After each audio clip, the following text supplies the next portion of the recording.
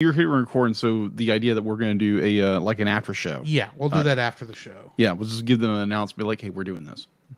Well, we're not going to do it live. No, of course not. Where's the cursor? Here we are. Go live. That live video is starting. Okay.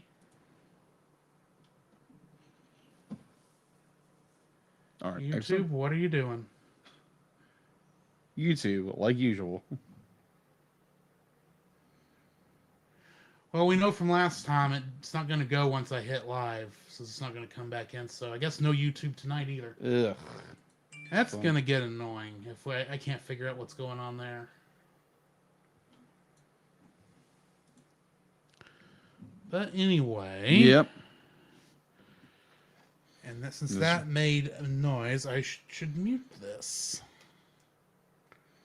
Share to.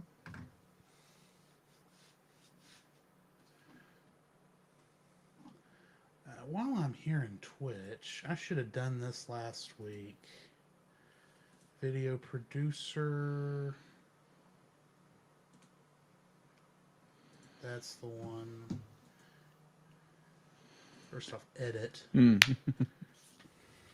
Hey guys, what's going on? This is Jacob. This is Drew. Hey, and we are excited. We are doing a new adventure right now. There again, Merry Christmas to all. For this is the week of Christmas. Yes, indeed. And so for this week, we're breaking from tradition. We're not doing a Christmas movie right now, but we are doing a new series of movies, technically 6 movies. So we are starting Digimon Adventure Try, Part 1 Reunion, which is a 6-part movie series. It is the beginning of that 6-part movie Yeah, series. it's the beginning of that. So there again, if you are interested in watching it, it is available on YouTube for free. It has ads. So if you're fine with ads, you're great with that. Also, you can watch it on Pluto TV. And I'm pretty sure you can probably find it most everywhere, but like where you can purchase streaming. But you can do like us and just buy the movie because all 6 movies. Because I don't think that was expensive. No, it'd be like mine was like 50 something bucks. And yours came with what, 6 different cases? Mine's all crammed into one. Yeah. So I don't know what the deal is with that. I have no idea. Maybe I caught it on a bad deal or something like that. Who knows? Either way. So if you have watched, if you've watched this, now I know the Digimon fan base is not as large as the others I'm referring to as Pokemon, is not as large, but it is a very faithful fan base. So if you have watched it, please let us know in the comments down below wherever you're watching us, or if you're watching it, if you don't care, it's like, oh, it's another movie. I just like watching these guys goof around and make commentary about stuff. That's more welcome to. Be like, comment down below what you thought, and there again, if you have seen all 6 films, please, please, please do not spoil anything beyond Part 1 Reunion in the commentary, because there again, I'm going in blind for the most part. I don't know about Drew here. I've maybe run into some stuff while looking for information. Of course, that's the. But I have tried not to pay any attention to it. Right, like you do. So there again, if you have watched the film, great. If you haven't, go stop the stream and go find it on YouTube or Pluto TV, and come back and rewatch us, or comment, be like, hey, I was just here, I'm gonna go watch the movie. Great idea. And plus, like, it's a great movie to watch with your kids. Definitely, if you grew up watching Digimon, maybe your kids have never watched Digimon. Exactly. But yeah. So that'd be like, it's a great movie, I think. And there again, it's Part 1 of 6. So I have no idea what's going on for the most part. You should know. Ignore what I'm doing over here. Yes, that is what I am trying to do. Just look at the camera. That's it. I try not to have it move over in your field of vision. It's all good. No, I'm looking up the answers to last week's trivia question. Oh, okay. Good deal. So the question to everybody out there in the digital world, quote unquote, Ha ha ha ha yeah, ha yeah, ha. exactly. Okay, Bob. Bob. Bob, the computer, Bob. Hal? Do you mean Hal? I guess I mean how. I guess. Bob was a product of Microsoft that went poorly. That is true. Okay, Hal. Bob. Bob. But either way, be like, what is your family tradition, what you do for Christmas? And that would be to comment down below what you do. Normally it's I go to my folks' place Christmas morning, get up early, not too early since we're a lot older now. We're not, the 6-year-old who wants to get up at 5:30 in the morning and drag their parents out of bed. No, because we like to sleep in too. Exactly. So family Christmas, eats. We're doing something different this year.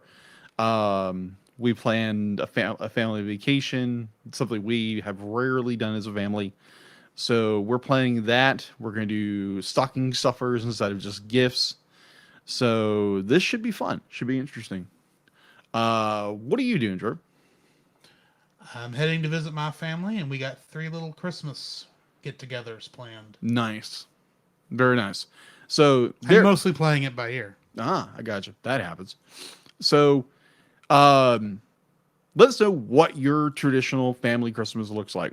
Or if you have a traditional family Christmas idea, things you do. I know families that last year due to COVID, they weren't able to do anything.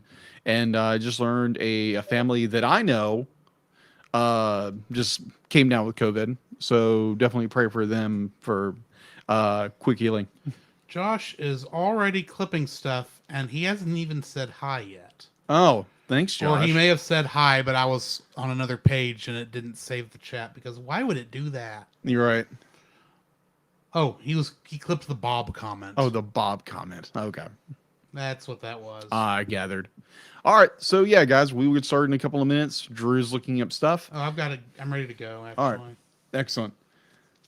Yeah, almost after four years, we've kind of gotten things down a little. Well, it doesn't help that we've changed how we do this about once every 6 months. That is true. You have to remember, when we started this, I was on a crappy laptop. We had 2 blue snowball mics, and we were in your apartment. Right. And we had to stop every 5 minutes because the stupid thing kept freezing. And it took me 3 weeks to edit the show. That is true. Frozen. That is true. And that's not because I'm not a fan of Frozen. It just really, I was being really obnoxious, I guess. Right. Picky about getting every little and now I just let you have all the ums and ahs because I don't care anymore. Right. And I think we've become more fluid in like how we've we've trimmed down the fat with how. Oh, y'all don't know, because that first year it would take us 4 hours to record an episode. We started at 6. Yeah. And ended usually after 10 o'clock. And half that would get cut out because it was just us yapping. Y'all do not know. Yeah. You know what would be cool is like for Patreon, just general talking in general. I get somebody to actually go back and edit some of that stuff. And the bad thing is, we've lost the work files for the first 2 episodes. Oh, no. Really? Yeah. That stinks. They were on that other computer when it crashed.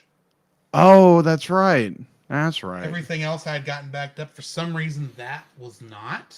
Oh, okay. Or it didn't get moved or something. I don't quite remember. Or just an idea that we might move over some of the existing files that are unedited for the most part. Well, it'll be just like our current ones where it's just like, here's the entire episode. Here's the entire episode. Fun. Yeah, have fun listening to that 3-hour conversation about whatever movie it is. So yeah, I'm very grateful we've kind of condensed that. We can do an episode in like an hour and a half, 2 hours. Sometimes we get done and go, hey, it's before 9 o'clock. Exactly. How did that happen? Mm-hmm. How are we that on the ball? This must have been a boring movie. That's not always the case. The only movie I think we were both kind of blah about was the Angry Birds movie. Yeah, that was kind of a blur movie. think it was the only one neither one of us were too much of a fan on. Yeah, I don't have Frozen or... I'm double checking because I haven't looked through all these files in a long Right. time. I don't see Tangled outside of Tangled Before Ever After. That's still in here. What was the next one? Lego Movie? The Lego Movie. That would still be in the T's. There's the Lego Batman movie. After that was How to Train Your Dragon. Really weird I remember what these episodes were in the order they did. That's not there. I may have them saved on the other thing, too. I don't think I transferred everything over here. Okay. But either or. Everything from... I know everything. I have everything from when we switched to Old Bessie. That all got transferred. Oh, okay. The question is how much of the stuff before that is still around outside of the original... the original plot. The edited episodes. Yeah. But anyway. Either way. So yeah, so we'll get started in a couple of minutes, and we'll start diving into this film. Well, before we get into that, Josh had a question. What's that? Did you like Spider-Man? Yes. Very, very much And so. if you want, Josh, here's the thing. If you want to know our full thoughts, you should keep an eye out on your Patreon, Patreon wink, wink, bonus nudge, feed, because we may have something coming out on that this week. That's a clue to the rest of y'all. If you go to our $10 level, which on Patreon, currently Josh is the only one on, you're going to get a special little thing where me and Jacob talking about Spider-Man No Way Home. Yeah. Exclusive to our Patreon. Which we are recording after this. Yeah, exactly. But not live. No. So, yeah. The internet loves spoilers. And like, no, we're just going to do this. We're just going to give it to you to the patrons. Yeah. We haven't discussed if we're going to do a wide release later on this yet. Yeah. But that may not matter. Also, remind me after the show, before we start recording that, to ask you a question. Okay. About something for next week. Okay. Got it. But either way. Are you ready to start? All right. Yeah, let's do this. All right. You know what I haven't done yet? I hadn't switched that to live. Yes. Which is good since I hadn't played anything yet. Josh, I need to know, can you hear this? Because I can't. Where's your remote? Where is my remote? You didn't throw it away in that. No, I did not throw it away. Okay. Do me a favor, because you can get over there. On the top of the speaker, on the far left, hit the button. It's the left side of the buttons.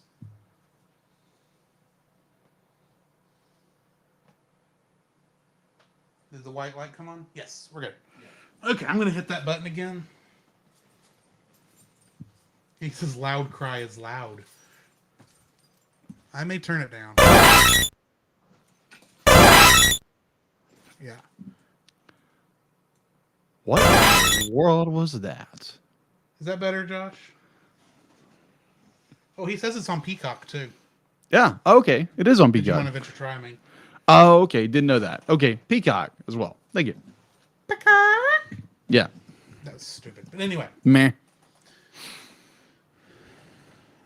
Make sure. Well, I'll have to turn the notes on again later. But anyway. Are you ready? Yep. Let's do it. Cartoons, the animated frontier.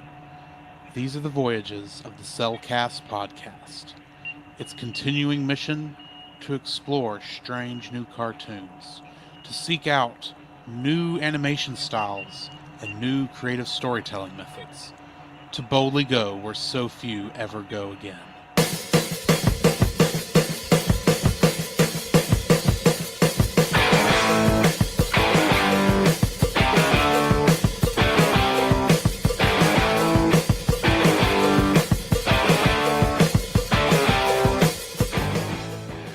Welcome to another episode of the Cellcast. Joining me today is a very prodigious person. Welcome, Jacob. Huh. Yeah. Anyways, why? Thank you. Let me introduce our co-host, a man who's wondering why he's being chased by an enormous red beetle. Welcome, Drew.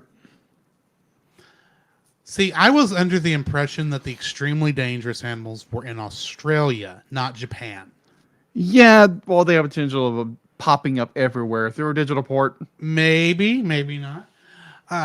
Before we jump too far into this, trivia time for last week's episode. Yes. The question was, if I can get that to go down. What English voice actor came out of retirement for Digimon Adventure Try? Do you know the answer, Jacob? Yes, I do, but I want our audience to figure that out Well, first. I mean, I already have an answer from the audience. Yeah, So, Josh Seth. yes, Josh Adams was the only person to answer this week. Really? And, of course, Joshua Seth is the voice of Ty. Yeah.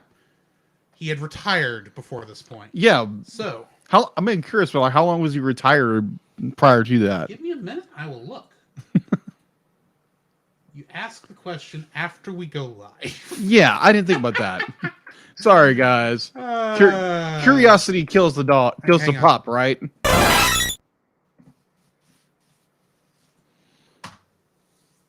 I'm gonna enjoy watching. I'll figure out what that's supposed to be. Yeah, exactly.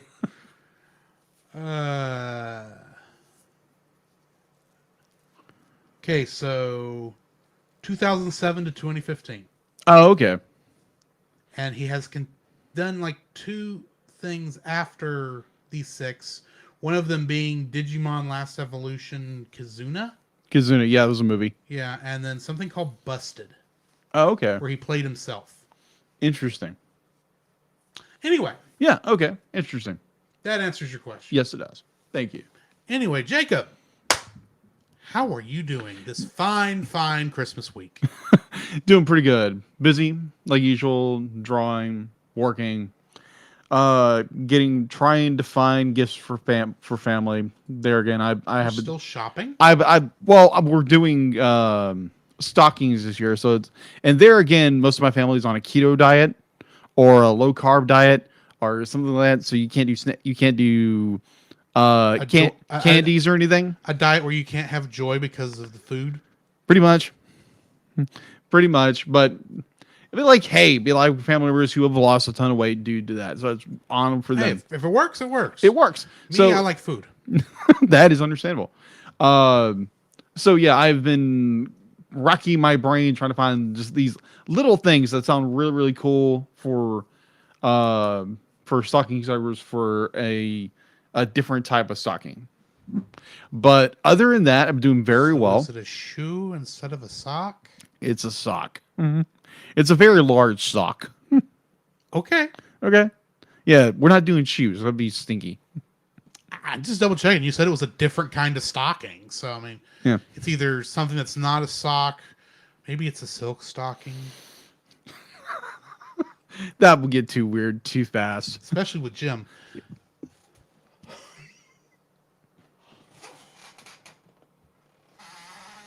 I'm sorry. It's the only one I know how to pick on. Right.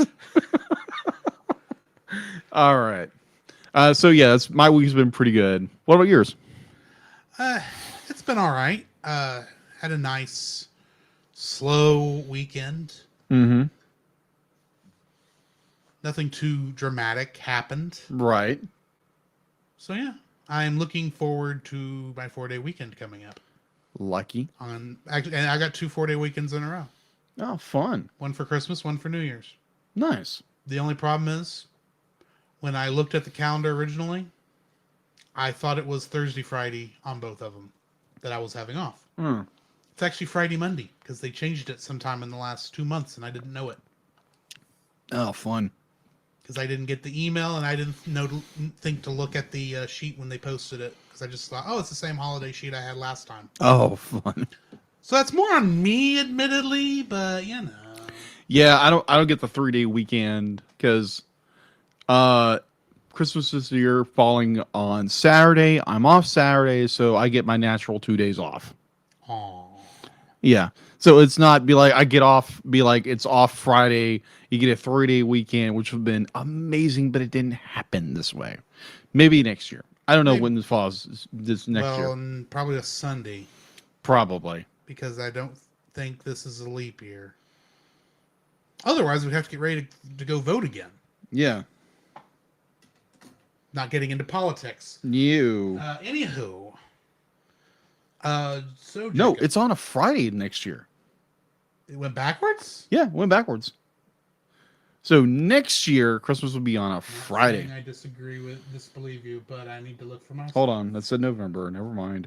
I looked at it wrong. I said that. I think. Darn it, you're right. You are completely right. You are completely. It usually moves forward a day. Yeah, I was looking at November 2020. It goes forward 2 days. Yeah, so I was looking at November 2020 instead of December 2020, which falls on a Sunday.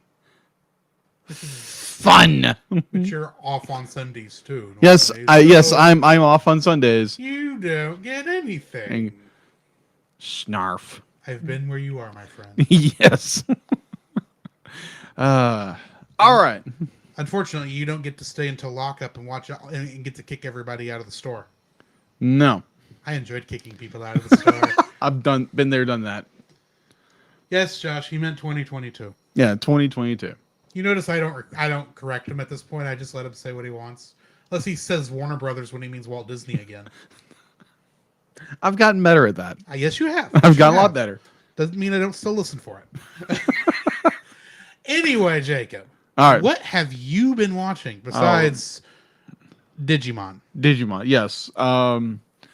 I watched a certain movie that came out this last week on Friday. Mm-hmm. Maybe related to the poster in the back and the toy in front. Also known as Spider-Man No Way Home. Indeed. So did I. Oh my gosh. That's a fun movie. That is a fun, very good movie. I don't want to talk too much about it because if you have any interest Yeah. in watching Spider-Man, Go watch it. go watch it. That's all I'm going to say. Yeah. Even if you just want to see how bad could this possibly be, how pandering could it possibly be, Right. go watch it. Find out for yourself. Yeah, exactly. Don't learn from the internet memes or anything like that because it's the internet. Don't be like my mom, who got spoiled on The Mandalorian because it took her a year to watch it. Oh, okay. Speaking of which, I have not watched all of Mandalorian season 2. doing my best not to spoil a moment that my mom got spoiled. You probably already know about it. I probably do. But I'm not going to touch on it because I don't want to even get close. Got it. I know about the scene. I don't know the context leading up to it. That's fair. Yeah. That is fair. Anyway. Anyways, so yes, I watched Spider-Man No Way Home on Friday night. Had an amazing time. Other than that, Sunday we did a Bible study and we watched another episode or two of Blackadder, and then Robin Hood, of course, which was the one we reviewed. Yeah, the one we already reviewed. So go check that. He's the fat one. Exactly. But yeah, that is all I've been watching, and wow, and a lot of YouTube. A lot of YouTube. Yeah, a lot of YouTube. What about you, Drew? I can tell you precisely what I watched because it's all written down here once I bring it up. Ah. So, as always, I watched Hawkeye last week. Yeah. I watched Star Trek Discovery, the newest episode of both of those shows. Right. This afternoon, I watched a little movie called Godzilla vs. Megalon. Huh. Which introduced Jet Jaguar, the giant robot. Jet Jaguar. Yes. What is a Jet Jaguar? Is it a Jaguar that's... I will show you a picture. If I can hit the right buttons on here. Okay, so you can see Godzilla's doing something, but the guy holding on to Megalon. Silver dude. The silver dude? Oh, okay. It's a robot. It's a robot. It's a giant robot. He's also the hero of Godzilla Singular Point, if y'all want to watch that anime. Oh, okay. No, Josh, I do not mean Ultraman. I mean Jet Jaguar.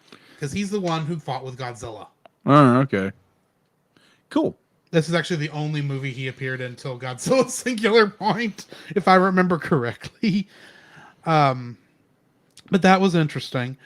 I watched another episode of Comey Can't Communicate because she is just so cute when she can't talk. I don't know a better way to explain it other than that, but the way they draw her when she's going through her anxiety. Oh, okay. So it's just like, oh, I want to help you so bad, but you're so adorable at the same time. Also, I hate the person they tried to make she became friends with this week. Anyway. And then, because of certain things I don't want to discuss, I realized I was actually behind on the Marvel Cinematic Universe, and I'd been behind for 5 years. Really? Because I did not watch any of the Netflix Marvel shows. Right. Yeah. And because of two things I don't want to discuss, but there are two reasons why this became apparent to me. Mm-hmm. Most of you know at least what probably both of them are, probably, but yeah, that. Mm-hmm. I watched season 1, episodes 1, 2, 3, and 4 of Daredevil.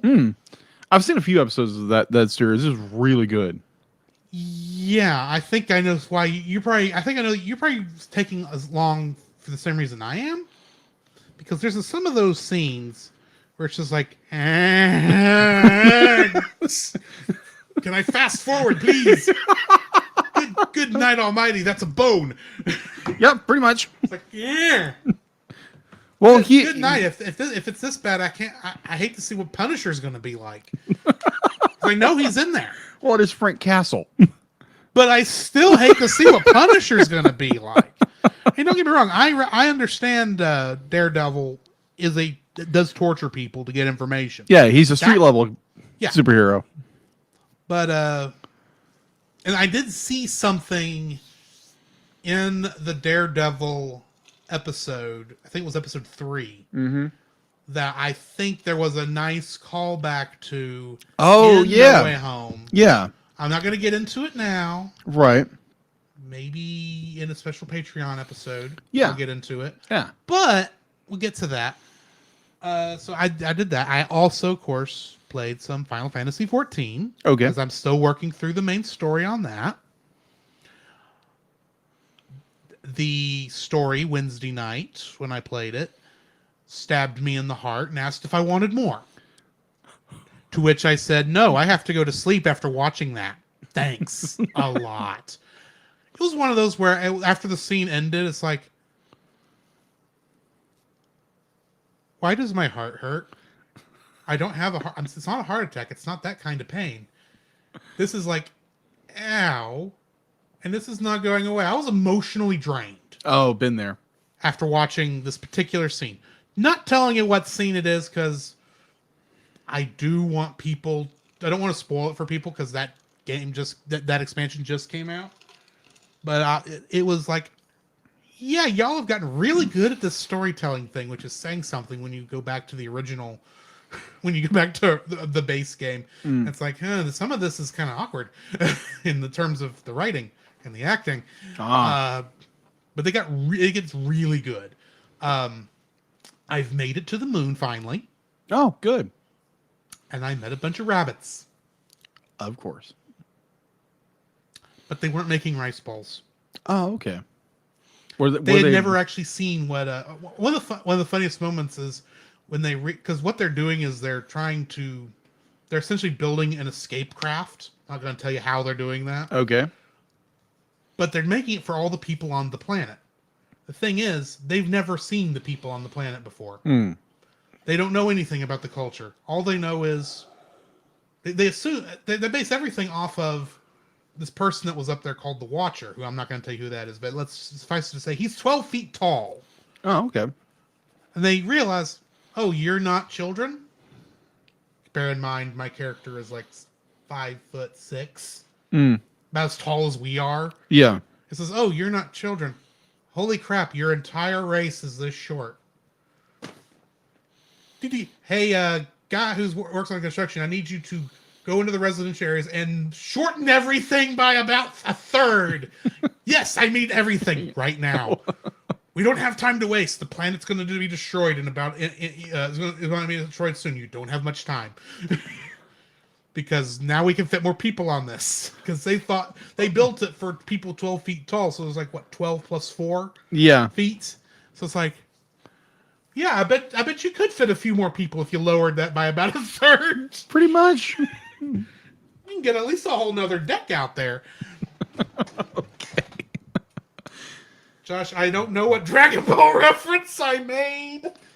A Dragon Ball He reference? says I made a Dragon Ball reference. I didn't make a Dragon Ball reference. What are you talking about, Josh? If I've made a reference, it was a Sailor Moon reference.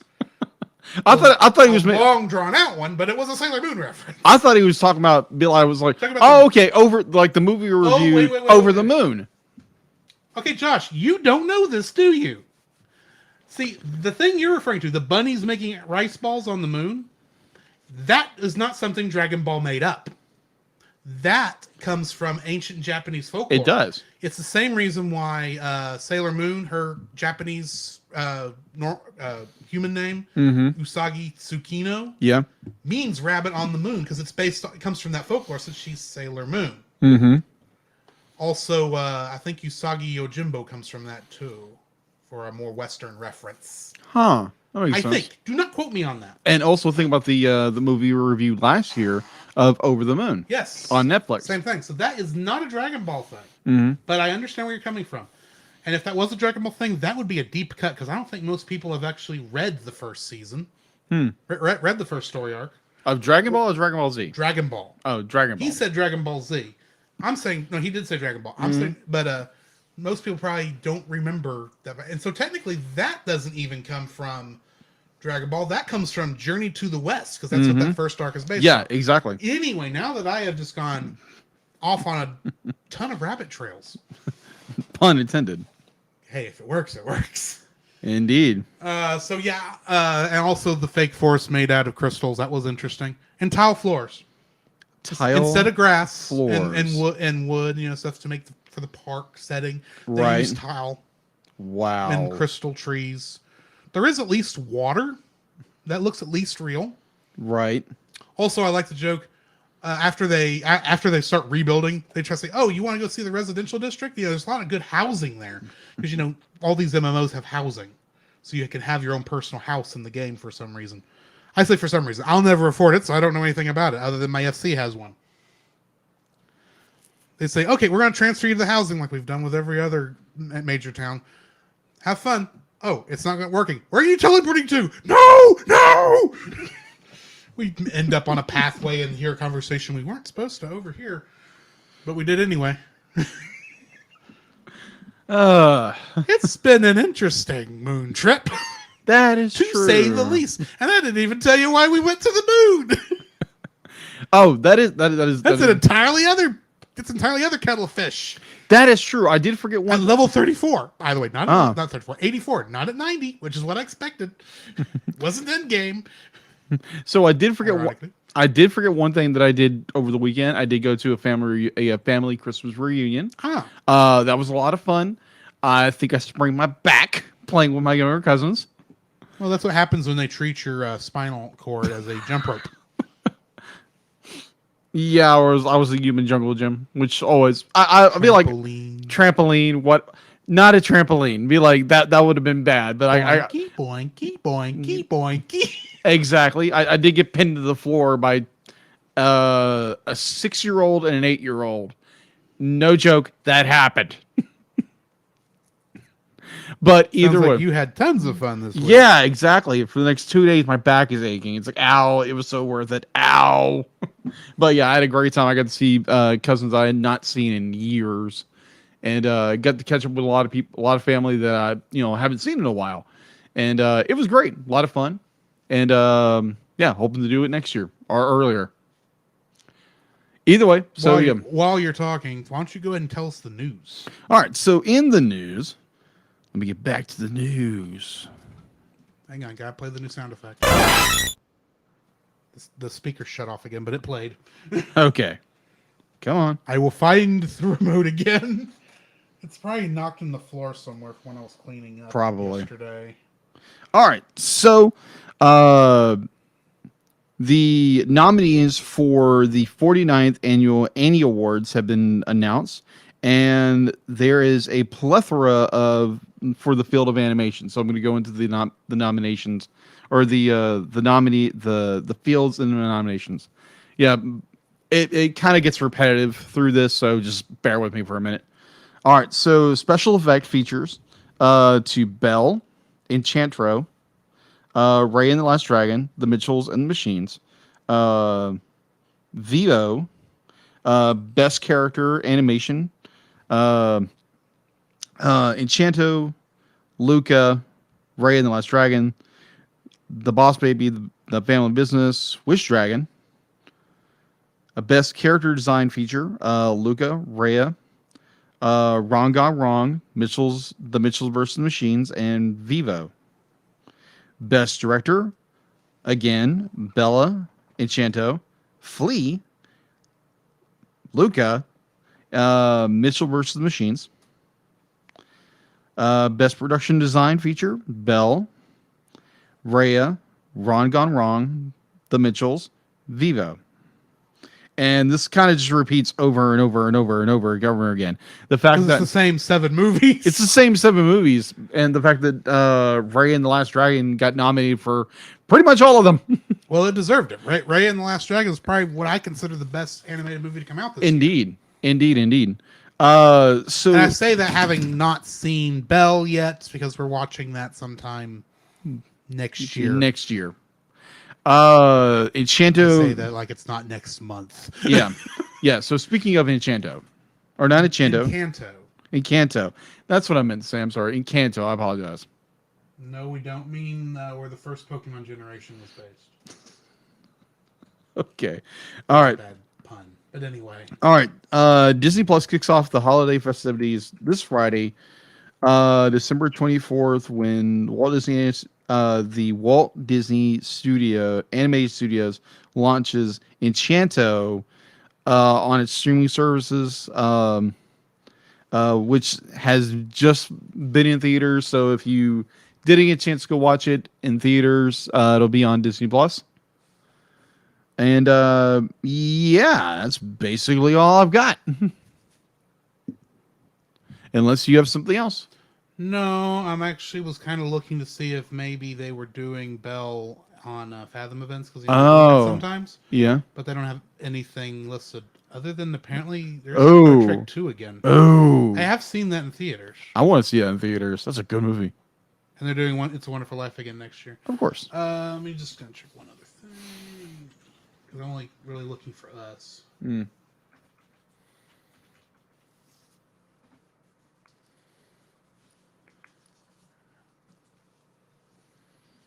Bakersfield? We're nowhere near Bakersfield. Oh, I forgot. I moved it over. Get. Okay. Bad Mouse, over here. There's a way to look at all the upcoming stuff on here. It's just been a while since I've done it. Because I don't normally go to Studio Movie Grill that often. That's the only place they would do this at. Probably. Oh, all movies. Yeah. Maybe that's how I find it. Advance tickets. Nothing. They're not showing any. I was really wishing to see Belle in theaters. That would be cool.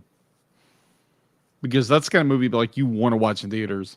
Summer Wars, that kind of stuff. I wish I had seen Summer Wars. Oh, yeah. Definitely. Yeah, definitely go back and watch the review of Summer Wars that we did. Showing that Fathom Events apparently and neither Studio Movie Girls made that connection. So we may be stuck at home. Which that's is not fine. the end of the world. Not the end of the world. But then I like seeing 2D stuff in a theater. Anyway, back to news. All right. So, yeah, that's all I have in the news. Okay, well, then we need to get into our spoiler-free review of Digimon Adventure Try Part 1 Reunion. Mm-hmm. Jacob, this was your choice. Yes, for this month. Because it's your theme month, technically. Yes, it is. And your theme month spread out to be a month and a half. It did. Because it's going where we could get all 6 movies in one without going into February. Exactly. Which we got some interesting stuff coming up in February, by the way. We do. Putting that out there. So just stay tuned. Yeah. So why are we watching Digimon Adventure Try All right, so and not Pokemon? I'm kidding. because Digimon is superior to Pokemon. Once again, I know one of our fans is gonna go like, "How dare you!" But let me explain. So back in 1999, I just started high school, or roughly around that time, and I found the show called Digimon, Digital Monsters, and I was like, "Wow, okay, this is really good story." and he took that Digimon are the champions thing a little too literally. So from there on, be like, I followed Digimon through the course of season 2, Tamers, Frontier, Data Squad to an extent, Fusion, which I didn't quite understand. It was not a really good season. And I'm not one of these big, enormous Digimon fan where if you walk by my house, be like, it's all Digimon, which some people do that. I just enjoy it for what it is, the entertainment value. That's one of the main reasons we watched Digimon the movie for a review a couple of years ago. Because the dubs sometimes leave something to be desired, but That is true, but in a funny way. Indeed. There again, that was 3 shorts put together to make one film. Indeed, one of which actually was like the precursor to Summer Wars. Yeah, pretty much our own war, our war game. our war game. Yeah, that's what it was. But yeah, this was a I had heard about this coming up through the grapevine, and I'd wanted to watch it for years when they were coming out with it. This took for the span of 4 years to come out, all 6 films, and I was really interested when this came out. I was like, okay, I'm gonna put it on the list at some point. And I even said we ought to do this at some point. He did say that. We did the first Digimon movie. Yeah. Now, granted, there are a ton of other Digimon short films out there that hopefully we can get to covering at some point. Because there are how many Pokemon movies? I've not actually counted them, but I know that Detective Pikachu is like 20 years after Pokemon the movie. Right. And I think that is real years. Right. And I think there's about 18 movies between them. Right. So plus those 2, it's 20. That's not counting the remake of Digimon Pokemon the first movie. Yes, that was fairly interesting. But either way, be like this. My fondness for the Digimon franchise has always been there, and wanting to find out what happened after season 2. And this movie is very. It opens a lot of things up. Opens up a lot of mysteries. What's going on, because it doesn't tell you immediately what's going on. And they span that on to 6 films, which is something I've never seen a film do. Well, what this is doing is taking what would be a whole season's worth of story and making the films and making it into 6 films. And it's paced, at least this first movie is, because it's all I've seen so far. It's paced like a movie, but with nice little fights every little bit. In fact, strangely enough, I actually watched like half of this on Crunchyroll back in the day when it was first coming out. But it was edited into half-hour episodes. And I watched the first 3, so I'm watching this and going, "Oh yeah, I remember this. Oh, here's where that commercial break is. This quick little jump from the middle of the day to night makes less sense now that there's not a episode break in between." Just throwing that out there. Right. Totally. We'll get more to that in a second. But yeah, I'd be like, Go ahead. I highly enjoyed this film. There again, I don't know what's going on beyond this. I know a little bit because there again, I kind of followed it very little when it was coming out. And for a fan who loved season 2 and Digimon Tamers, there's a certain element they play. I think it's in movie 5 and 6. I think. Don't get me wrong. I'll be like, if I'm wrong, I'm wrong. Correct me if I'm wrong, and you are allowed to in this instance because you are more of a Digimon expert than I am. Digimon Adventure 2 is our season 2. Yeah, it's our season And 2. Well, technically, Digimon Tamers is our Digimon season 3. yes, And technically, we've got a Digimon season 4, which is Frontier. Yeah, After that, they started actually using the names of the Japanese show. yeah. Because Saban and Jetix didn't have control over it anymore. No. Till Saban got it back with Cross Wars. Yeah. And now don't get me started on Cross Wars. They don't have that anymore either. No, they don't. I don't even know who owns the Digimon franchise now, or American distribution rights. Well, outside of Shout Factory. Yeah, pretty much. But either way, like what I was going before, I'm very interested because there's a tidbit. What I understood, I saw a clip of this and I was like, "Oh crap!" And realizing what connections they're making. This ties back to season 2. Good night. The first 5 minutes of this, after the intro, when they talk about the Pokemon, the Digimon we don't get to see again. Yeah, probably until another episode.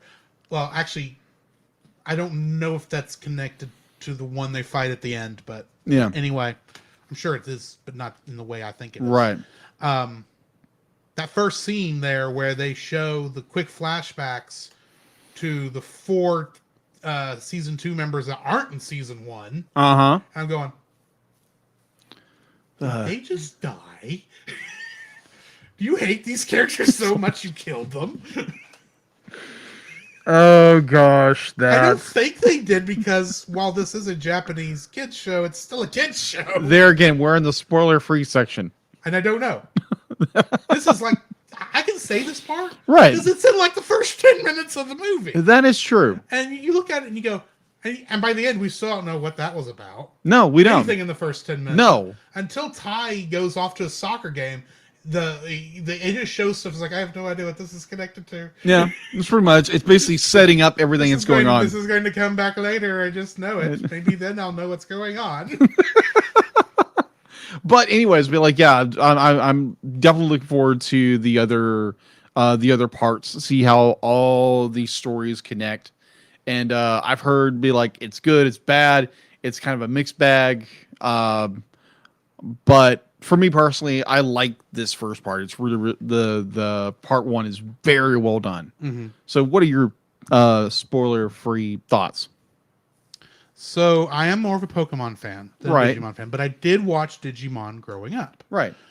But it was one of those shows that really felt like you need to watch it in order to get the feeling of the ongoing story, and I was never able, because of age, timetable when it was on, the fact that I didn't have access to a VCR at the time because my mom recorded everything for her. Mm-hmm. Happens. It happens. No offense.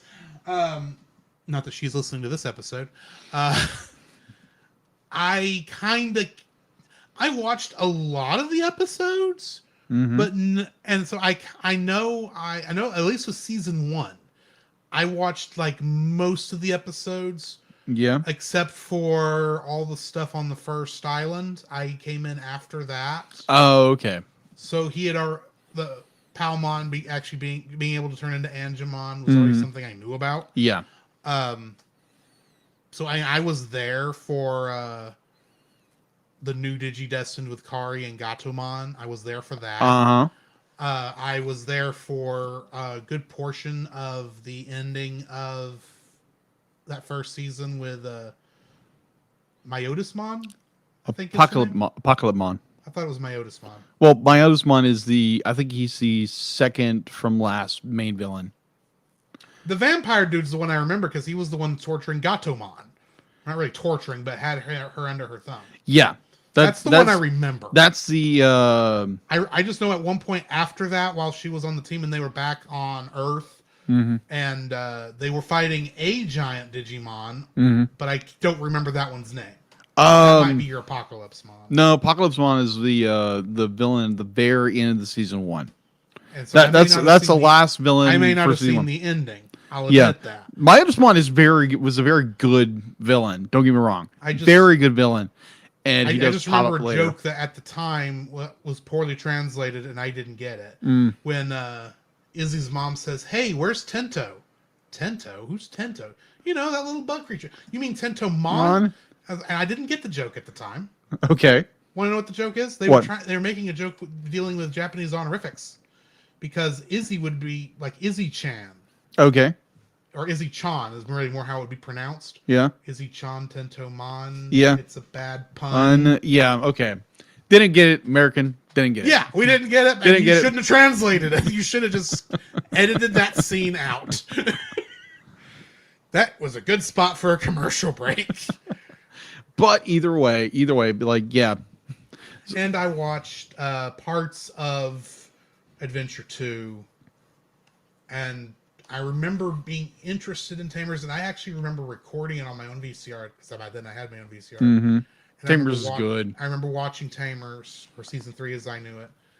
And that was interesting, although I never saw how that one ended, once again, because, scheduling and... Mm-hmm.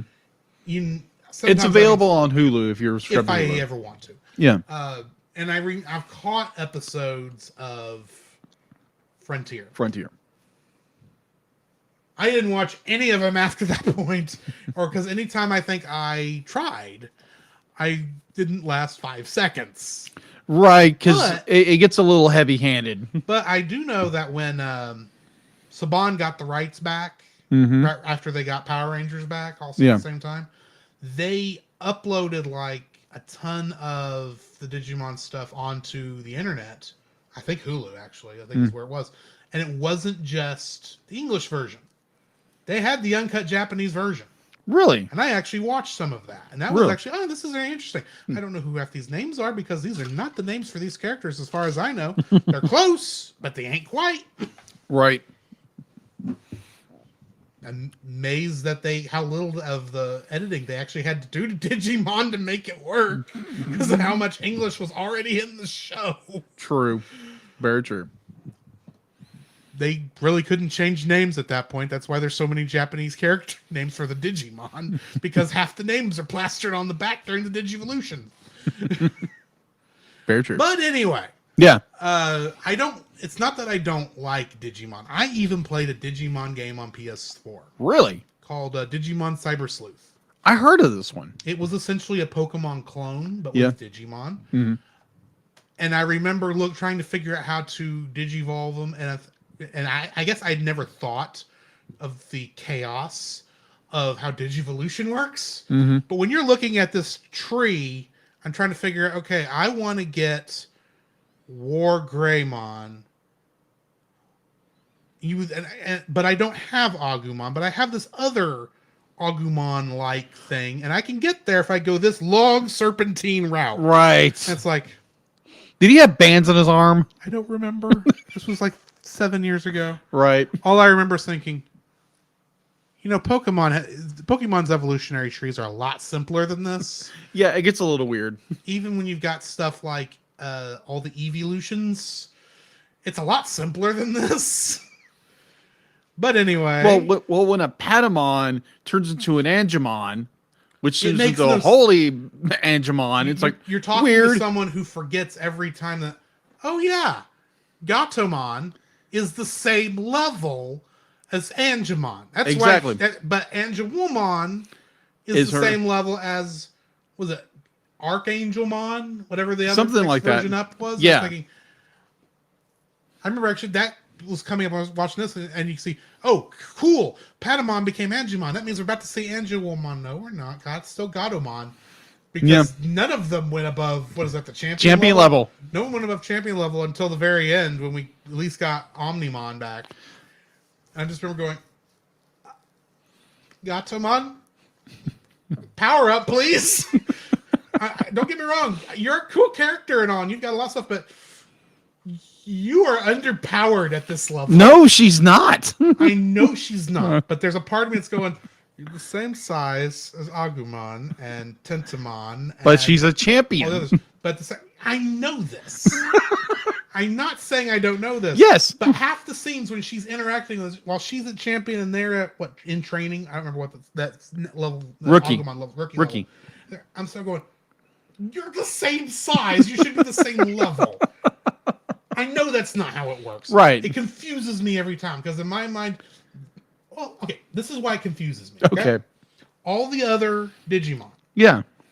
no matter what level they go to and what their names change to, Right. to me, it's still Agumon, whether it's Greymon, Metal Greymon, Skull Greymon, Metal Greymon, War Greymon, Guru Greymon. I don't know. Guru Greymon. I just made up something. Okay, Guru Greymon. But it's like that with all of them. So yeah, it's like always it's Palmon or Biomon or all the others. Yeah. No matter what level they're at.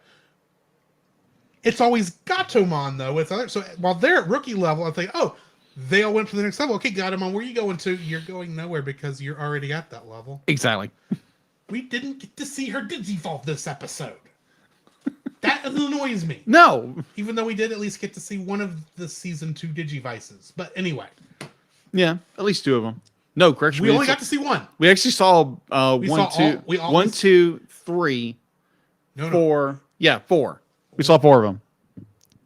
Oh yeah, but all the ones that we saw, Mm-hmm. with the exception of TK, Yeah. were the season 1 version of the Digivice. True. Even New Girls was a season 1 Digivice. That is true. They at least, when they did the second, when they did TK, they at least let him have his, and it makes sense. That's the one he would have. Yeah, he would have his D3. He would have the D3, whatever it's called. I Yeah. think of it just as season 2 Digivice. It's a D3. I know why it is, but still, Okay. I did some research this afternoon. I don't want to look completely worthless Okay. in a Digimon conversation. Okay. But, so at least we did get to see that. And there. Okay, cool. And then we're going to get to see that with Gatomon. No, we're not. Because she's already champion level. I just want her to be at her full potential. That's all it is. And I recognize she's awesome. She's where a powerful at. kitty cat. I recognize this. I'm a cat person. I should be happy that the cat is doing better than the orange puffball. Or for that matter, the small T-Rex. Or the whatever Gabumon is. Gobblemon? I don't. Here's the thing. He's a little creature with a coat. I remember. That's the thing. I remember a season 1 episode where they were on like a frozen tundra somewhere. Yeah, that's a good episode. And Gabumon takes off his coat and lays it over Matt. Yeah, to keep him warm. And I'm sitting there going, "What happens if you Digivolve right now? What do you turn into?" The way the logic of this show works. It doesn't. You make that big a change and you Digivolve, something's going to be different. Right. You're going to you won't be Dark Digivolve because that was not with evil intentions. Right. It's going to be something else. You're going to be, I don't know, Chibi Garurumon or something. I don't know. The funny thing is I can make up these weird terms, and those could actually be Digimon. They could. Anyway. Digivolution is weird, let's say that. It is very weird. I tried to look it up because of something I want to bring up with you later. All right. But it is very weird. Anyway, we have spoiler-freed long enough. Yeah. Join us on the other side of the bumpers, and we will get to spoiling this thing. Once I figure out which one of these I want to play. Agumon! Don't forget that you can download. Don't forget that you can. Don't forget that you can listen to us record the podcast live every Tuesday over on our Facebook page, the Cellcast, our Twitch channel, the Cellcast Gaming, and on YouTube at Cellcast. Also, don't forget to join our Patreon if you would like to support us monetarily. At $1, you'll get our everlasting thanks. At our $5 tier, you can get some artwork from Jacob. And on our $10 tier, you can get bloopers for every episode we've released that I've remembered to release them for. And you can get commentaries from different movies. So come check us out over there if you would like to support us financially.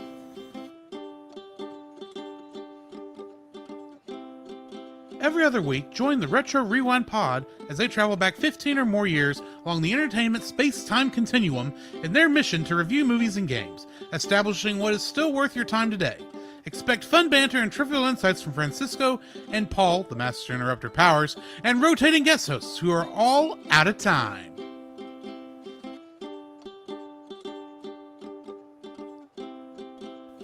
Do you like Star Wars? I don't just mean the original trilogy. Along with that, I mean the prequels, the sequels, the anthologies, the animated shows, and of course, who doesn't like Baby Yoda? Well, if you've been in the fandom for any length of time, you know how toxic the fandom can get. And if you'd like to be able to discuss a galaxy far, far away in a much more positive light, might I suggest searching out The Outer Rim, a Facebook group dedicated to all of Star Wars, and check out their YouTube channel, which you can easily find at Pop Americana, which the podcast you're currently listening to is also a part of. To find that and more, check out the link in the description.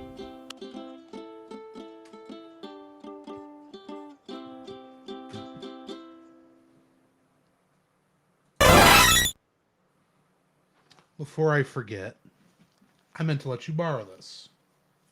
What is this? War games. Shall we? I was reminded of this again because we talked about it last week and I never found it for you. But because of that one that's called Our War Game, this is what always comes to mind. Oh, okay. You said you'd never watched it. No, I have not. Well, I'll definitely give it a look. No hurry on it. Just thought you might want to borrow it. All right. Thank you. Anyway, Josh says there are 20-something Pokemon movies, 23 to be exact. Wow. For future reference. Okay. We're not going to review all 23 movies. We don't have... That'll take a lot for us to go through. Yeah. Yeah, pretty much everything else.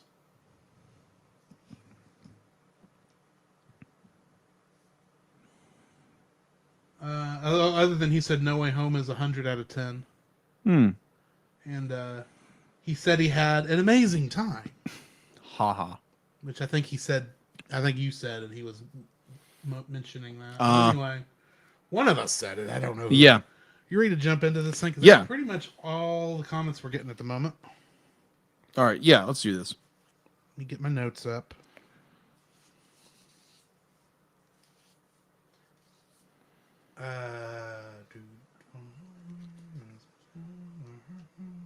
Okay, I think I can do something here. Do it. The following is a spoiler-filled review for Digimon Adventure Try Reunion. If you don't want to be spoiled, turn this podcast off now. Digimon, digital monsters, Digimon are the champions. I don't know why that's funny. That is is. That was funny. Anyway. Clever. Thanks. I just came up with it at the last minute. Digimon Adventure Try Part 1 Reunion was directed by Keitaro Motonaga, who also directed Persona 3 the movie number 3 Falling Down, which I don't expect you to know what it is. But it's one of the anime movie versions of the game Persona 3. Oh, okay. Part of it, because there's obviously 2 other parts before this adapt that game, because those are long games. Anyway, it was written by Yuniko Ayane, Kitsutaka Hirota, Yuko Kakihara, and Takaki Suzuki. And of course, Digimon was created by Akiyoshi Hongo. And aren't you glad that I'm the one who had to read those names? Yes, thank you. Getting into the cast, Joshua Seth was the voice of Tai Kamiya. And in the Pioneer dub of Akira, not the version we saw, but the Pioneer dub, he's the voice of Tetsuo. That's right. Vic Mignogna was the voice of Matt Ishida. And in Dragon Ball, he plays the legendary Super Saiyan Broly. Really? Yes. Only he's been in the movies. Okay, but you hardly ever hear him talk. You hear him growl a lot. You hear him growl. And scream! So, okay. Yeah, he played the growl, of Broly. Okay. Colleen O'Shaughnessy played Sora Takanouchi. And she is, of course, in the upcoming Sonic the Hedgehog 2, along with her cameo in Sonic the Hedgehog 1 and pretty much every Sonic the Hedgehog game made in the past 10 years, is the voice of Miles Tails Prowler. Tails. Indeed. Mona Marshall was the voice of Izzy Izumi. Mm-hmm. And in the 1981 Spider-Man cartoon, she played Betty Brant. Okay. I didn't even know there was a 1981 Spider-Man show. Yep. Because that's not the one we watched as a kid. No. That would come like much later in the 90s. Oh, yes. Phyllis Sampler, which I'm fairly certain I misspelled her name. I missaid her name. She played Mimi Tachikawa. Okay. I bet you didn't even know these were these characters' last names. For the most part, I did. Okay. And in the video game series Beautiful Joe, she was the voice of Sylvia, Joe's girlfriend. Okay. Robbie Damon was the voice of Joe Keto. Mm-hmm. And in Persona 5, that video game series, and in Persona 5, the animation, he was the voice of Goro Akechi. Which, because of how late Goro, something happens in the storyline involving him, I will not say a word other than I hate Goro. That's all I'm saying. Gotcha. Johnny Young Bosch was the voice of TK Takaishi. Mm-hmm. And in Godzilla Singular Point, he played Yun Arikawa. He's also the voice of Vash the Stampede in Trigun, and probably his most famous role, despite how whether he likes it or not, it will be Adam Park, the second Black Power Ranger in Mighty Morphin Power Rangers. Yeah.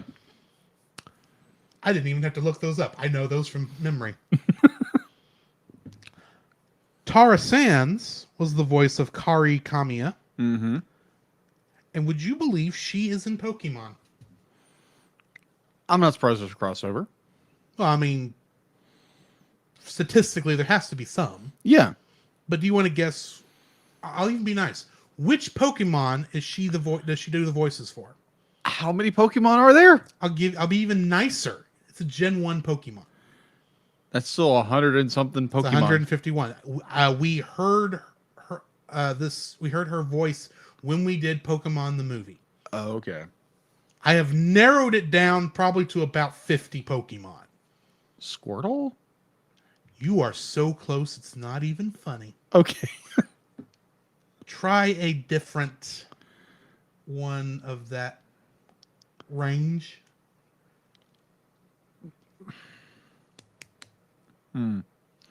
There again, I know more about Digimon I know, than I do about Pokemon. I'm enjoying torturing you. Okay.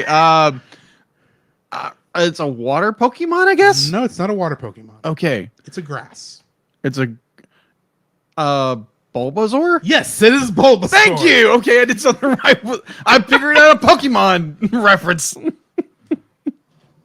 I had to give you hint upon hint upon hint to get there, but admittedly, we had to narrow it down from 950 or so. Right. Christine V was the voice of Mako Mochizuki, the new girl. Yeah. And in Godzilla Singular Point. I'm seeing a theme here. Well, I see the same names over and over again. Mm-hmm. She was the voice, or one of the 5 different voices for Jet Jaguar, specifically the baby version. Really? And if you've not seen that show, that tells you nothing, and strangely enough, it works. Anyway, Tom Fawn was the voice of Agumon, and in Ice Age of the Meltdown, he played Stu. Which one's Stu? I think one of the Meerkats. Oh, yeah, the comic relief guys. I think one of them. Okay. He wasn't in the other. I think that's the one that introduced him. I've not seen the movie, so don't quote me. Okay. I've not seen past the second movie. Kirk Thornton was the voice of Gabumon. And he is the voice not only of Orbot, but also Shadow the Hedgehog in Sonic Boom. Really? The cartoon. Interesting. Also, Orbot, has played that role in all the games that character's appeared in since Sonic Colors. I gotcha. Just to throw that out there. Sharmi Lee was the voice of Biyomon. And in the anime Fairy Tail, she is the voice of Lucy Heartfilia. Okay. Jeff Nimoy, I don't think connected to Leonard, was the voice of Tentomon. And in Trigun, he played Nicholas D. Wolfwood. You know why I can hear that? Now you can hear it. Now I can hear it. Wolfwood that looks like a bug. Yes. Or a beetle, it says. Anna Garduno was the voice of Palmon. And in the Jack and Daxter video game series, she played Kira. Okay. That was the only thing I noticed that I even recognized. And I don't even remember who the character is. But anyway. Wait, Palmon? Yeah, Palmon. Yeah, Palmon, Mimi's Digimon. Yeah. I mean, the person she plays in I gotcha, Jack and Daxter, I don't recognize. Oh, okay, gotcha. I think it's from the new one.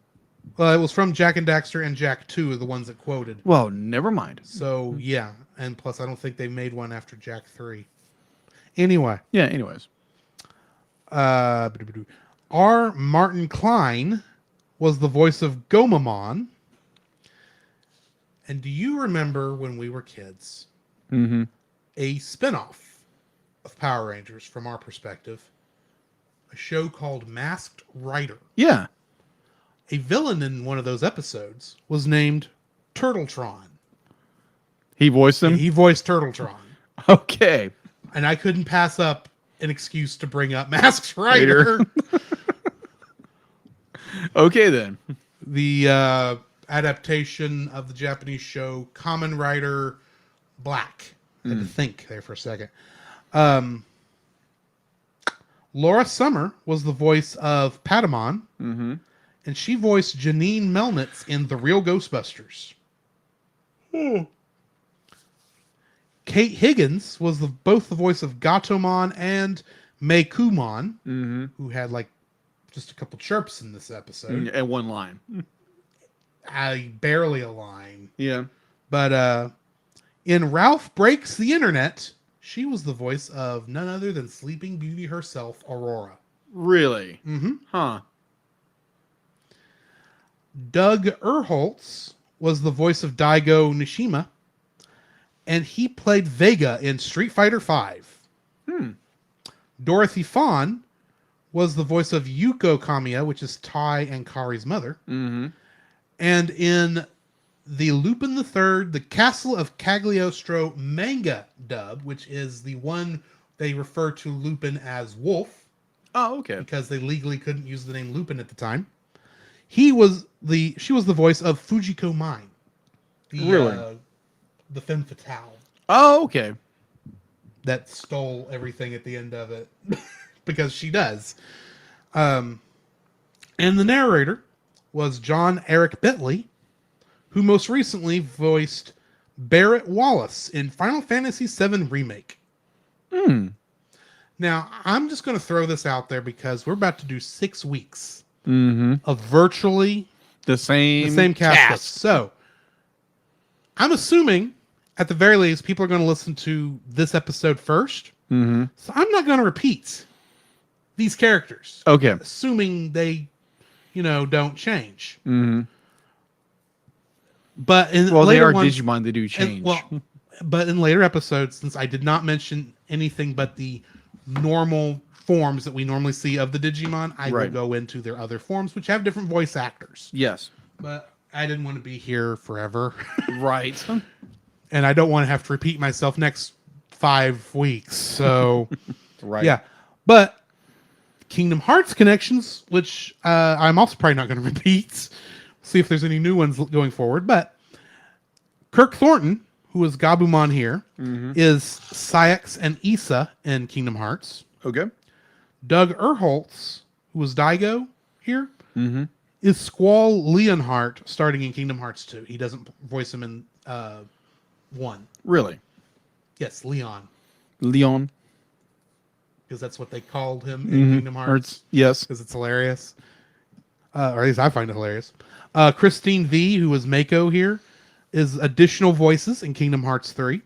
And John Eric Bentley, the narrator, was also additional voices in Kingdom Hearts 3. But that's not all.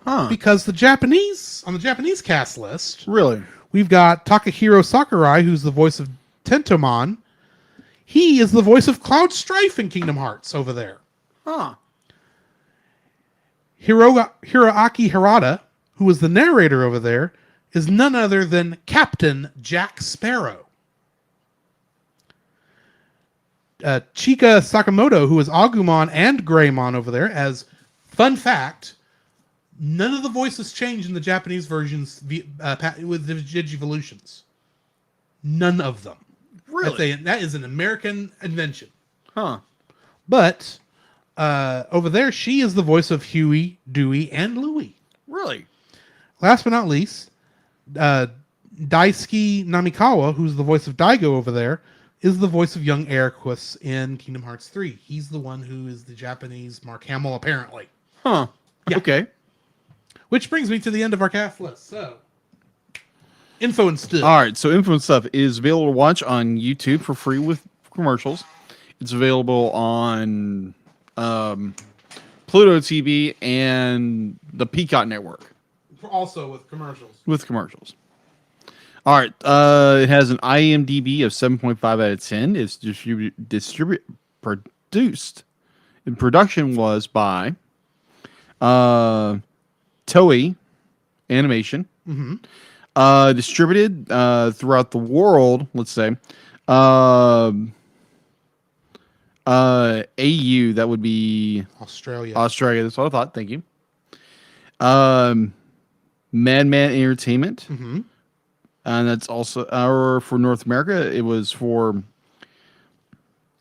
11 Arts and Shop Factory. And for the UK, it was Manga Entertainment. Mm-hmm. Its release date for here in the States was November 21st, 2015. That was a digital release. And in the US, it was released September 15th, 2016 with a limited theater run. It's Japan. This was odd to me. It was first released in America, then it was released in Japan. I think this is because of whatever deal it was that Crunchyroll got originally. Yeah. It was that's when it was separated into the individual episodes. That could be it. I think that's what that was. Don't quote me. All right. So in Japan, it was released December 6th, 2015. All right. So going into box office, could not find a budget for this thing whatsoever. Because there again, it probably budget, it's the entire thing. Yeah. So that is the thing we ran into already doing our research. This, or at least I did. Mm-hmm. Everything is the whole thing, all 6 movies. Yes. So there's some cut here and there. Mm-hmm. At least IMDb's being nice and separating it by a movie. Yes. All right. So it's U.S. opening weekend was on September 5th. $163,000. Its gross for U.S. Canada was $190,000, and its worldwide gross was $1.9 million. And its home release, there's no information on that. I can't find it anywhere. I might find it next week. So sequel, it has Digimon Tri Determination. Mm-hmm. And so that'll be the next film we're reviewing. Yeah, the next one is Determination, followed by... I'm just going to go ahead and list all 6 right here real quick. Yeah, do it. Just so everyone knows where we're going. So we did Reunion this week. Next week, we've got Determination. After that, we got Confession, then Loss, Coexistence, and Future.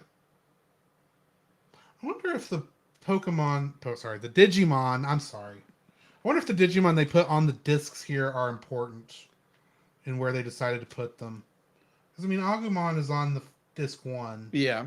He was a major character in this. Probably Gobamon and not Tinmon. It's got Gobamon and Padmon. Palmon on the next one. Yeah. And then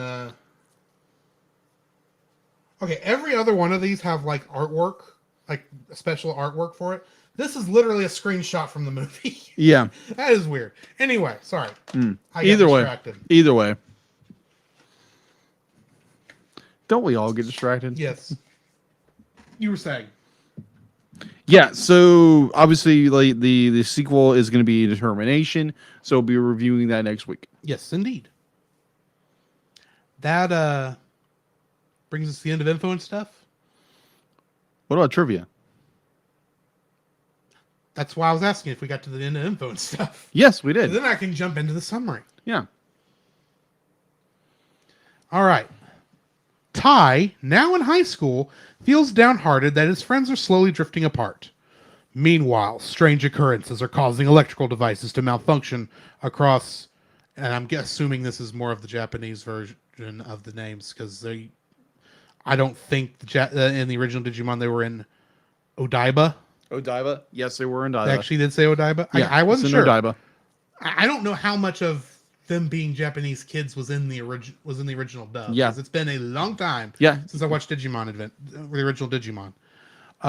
Anyway, minutes before Tai is set to play a soccer match, Kuwagumon appears and invades the city, causing electrical malfunctions.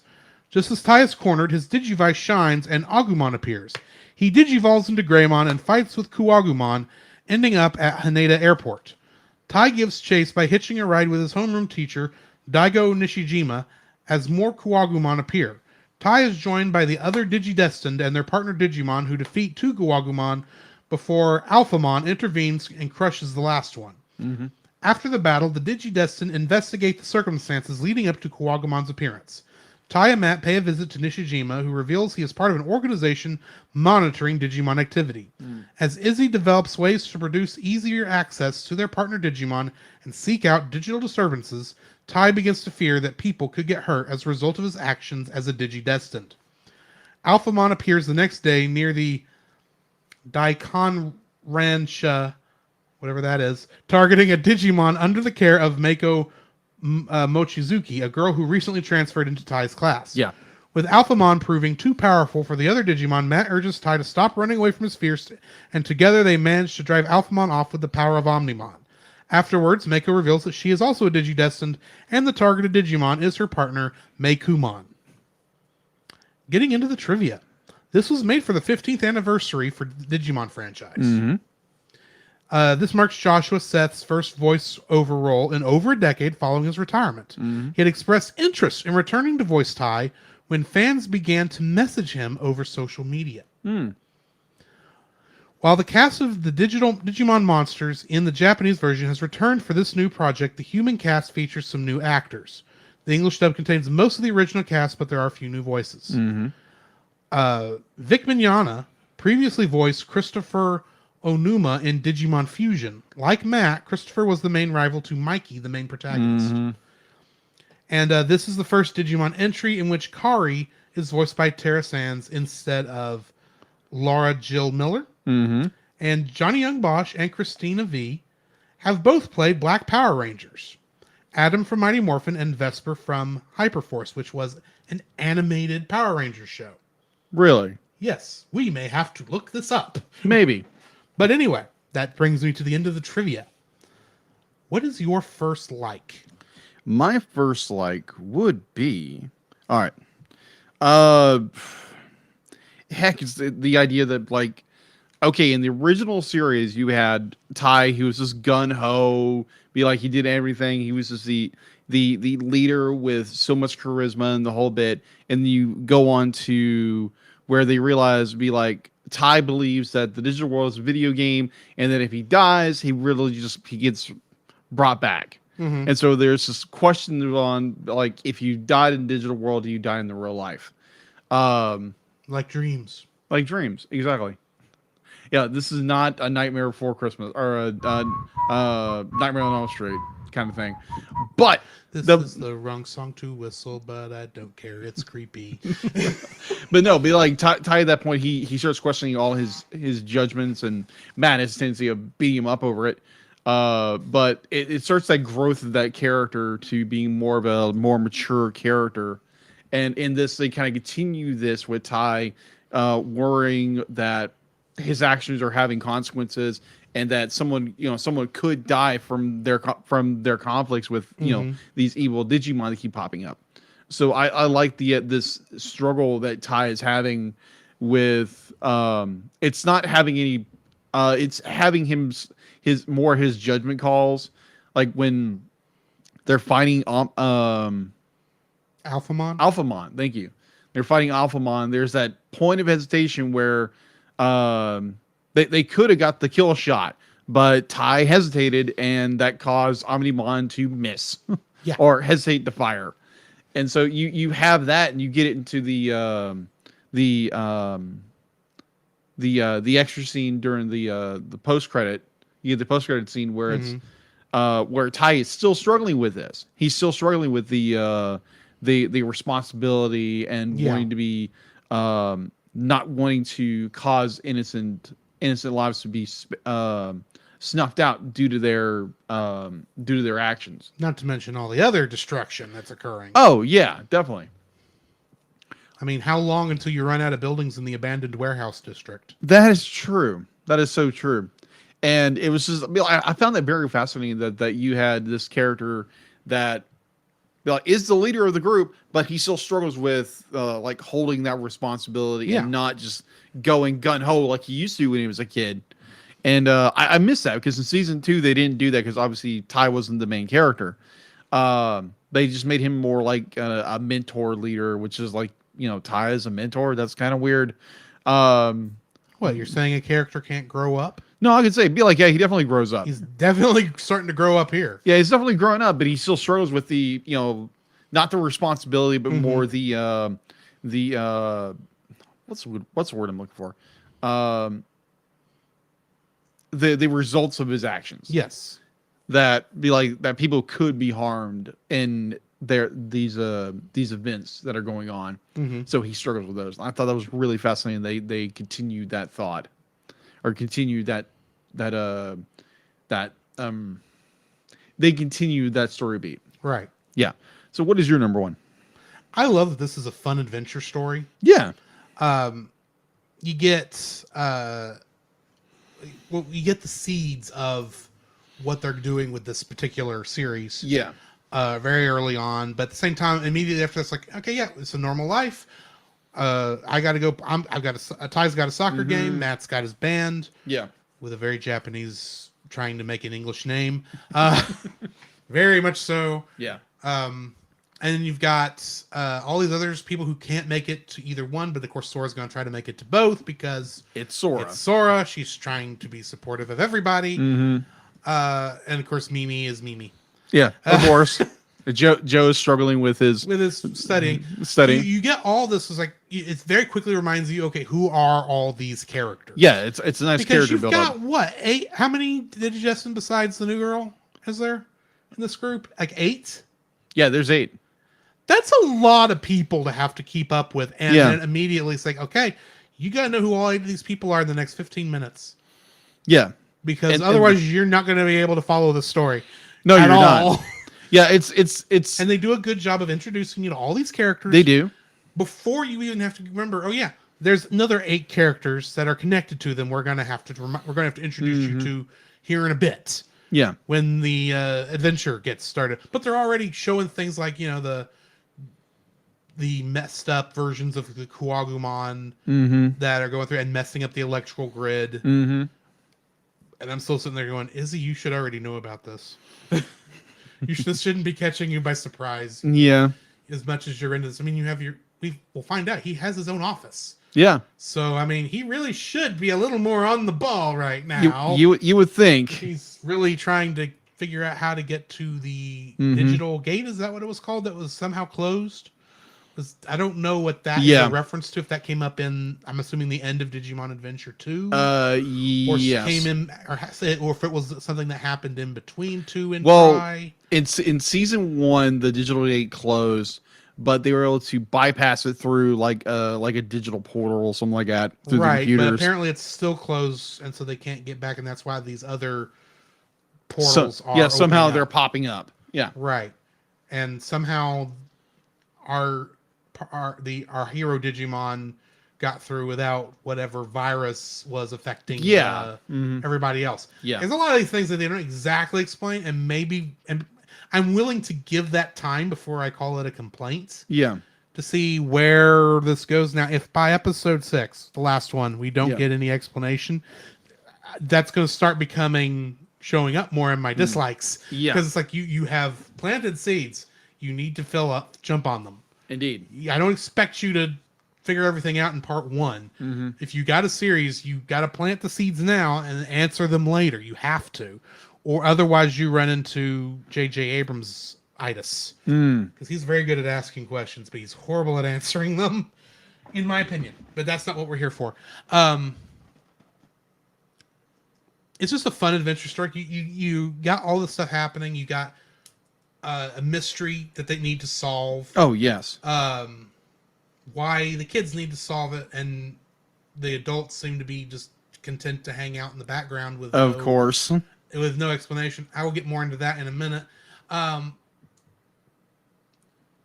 like you said, this isn't about it being an adventure story, but I am going to go and throw this in there. Because like you said, the characters are growing up. They have... Yeah. You can still tell they're the characters that we saw on the show. Yeah. But they're more aware of their responsibilities, especially Ty. Yeah. He's depressed throughout this entire movie. Oh, yeah. Because he can't get his friends to come watch his soccer game. Yeah. He can't even get his sister to come. Yeah. Well, she's always going to birthday parties. Right. But at the same time, it's like she can see his game any old time. Right. There's going to be other soccer games. And also it's the fact to be like they are growing up. And they're growing up. And they're teenagers now. And their interests are starting to pull them apart. Yeah. And to focus on different things. And then this event happens, and so they all have to come back together. Mm-hmm. And it makes sense that Ty, coming into this adventure depressed from all this other stuff, and he goes from being depressed. Maybe he starts to get excited when Kuwagumon shows up. It's like, okay, we've got stuff happening, adventure's going to happen. But during all that, he's seeing all this destruction. Mm-hmm. And he's old enough to start realizing destruction of property. There could be people in these buildings. Yeah. And because Agumon wasn't here, I was helpless. And that could be on me because I was the only person who knew what was going on. Yeah. And that personal responsibility. Right. And that starts to pull on him throughout the entire movie. Oh, yeah. And Matt does try to get him out of this in the only way Matt can, which is completely rude and disrespectful of Ty's feelings, but that's Matt. Yeah. He's the one cool customer of the entire bunch. Mm-hmm. Because he's the cool kid. He's always been the cool kid. Yeah. And and Ty, bless his heart, that's why he's so hesitant about everything. It's like, but people are going to get hurt. I think anytime any of us have ever had to deal with the responsibilities for our actions, it's very easy for us all to freeze. Yeah. So the fact that they actually are showing that here as something that Ty is going to have to learn to push through, because he's going to have to push through for this story. That's the only way this is going to work. Eventually, he had to push through here to get Omnimon out, but that doesn't mean he still didn't feel the consequences of those actions in that after credit scene. Yeah, or it was in a mid credit scene. Yeah, I don't remember which one. It's a mid credit scene. It was after the credit. It was after the movie quote unquote went off. Yeah.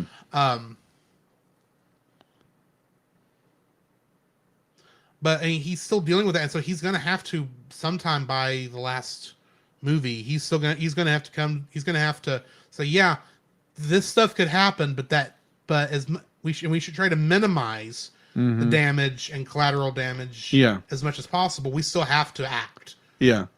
And he's going to have to come to that realization. He kind of came to that realization here, but he's going to have to come more to that realization as the show goes on. Oh, yeah. And I'm happy that they're actually doing kind of a more mature story than, the kids' story we get both with pretty much every other Digimon cartoon. Right. Because they always are, not junior high, whatever the Japanese equivalent of elementary school is. Yeah. In everything else. Because they are literally kids. Yeah. And now we're in high school. And it makes sense that in that time, they would have grown up some and had to deal with all these responsibilities. Mm-hmm. Which then begs the question. Well, no, I'll get to that when I get to dislikes. Okay. What's your second like? My second dislike is the whole mystery of part one. is like, okay, there's something that's happened to the other Justin is Ken, Yoli, uh, Cody, and what's his face, Davis. They're like, there's something that happened to them. They got defeated in some capacity. We have no idea what's going on. They're like, why is Kuwagamon showing up? Who is this main baddie who showed up? What's going on? Who is the egg that didn't know? Yeah, what exactly the world that was, but he created he got a soul. And it's like, because the thing reads like you're reading Genesis. Yeah, pretty And much. It's a what beginning story. What is this? Who is this? Obviously, this is going to be our villain, I assume. Maybe. I don't know. Right. For all I know, this is Meikumon. For all I know.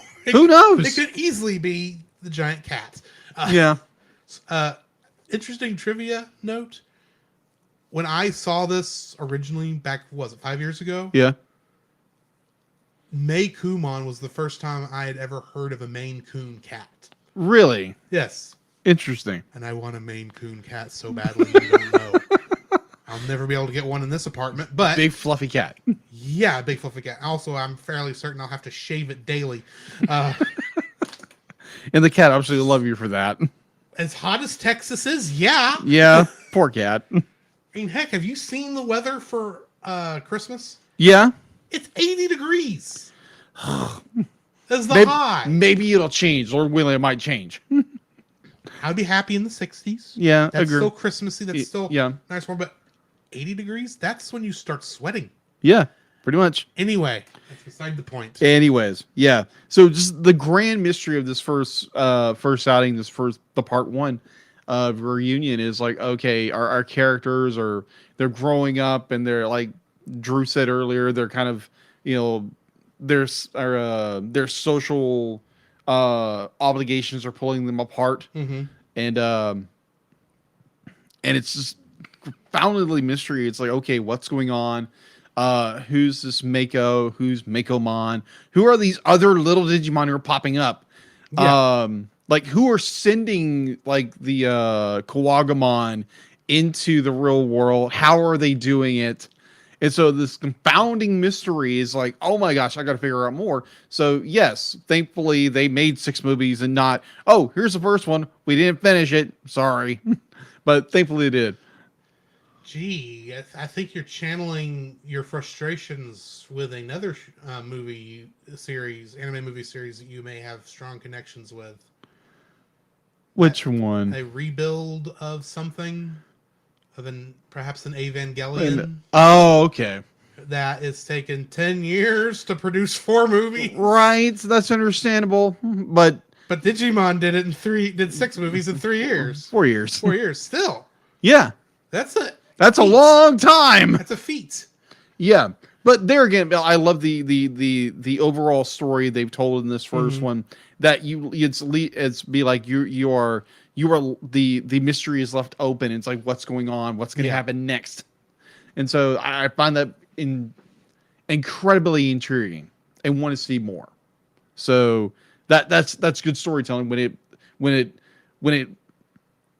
it gives you a hook and you catch it and you just want to keep understanding what's beyond this hook. Mm-hmm.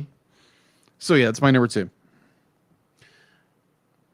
So my number 2, I have to make a confession of my own. Okay. Because as much as I am a Pokemon fan, and it's what I more spent my time with, I will admit that Pokemon is missing what I would, missing until like the most recent games, something that Digimon has had from the beginning. Mm-hmm. And that is kaiju fights. Pretty much. Because that's what size they are. Now, admittedly, if you actually go into the Pokedexes, some of the Pokemon are giant. Right. That are the size, but they were never animated that way. Of course. So, the fact that we actually get obviously Omnimon versus Alphamon is an amazing fight to watch. Yes. But even before that, the Greymon versus the Kuwagumon, and then all the champion forms with the exception of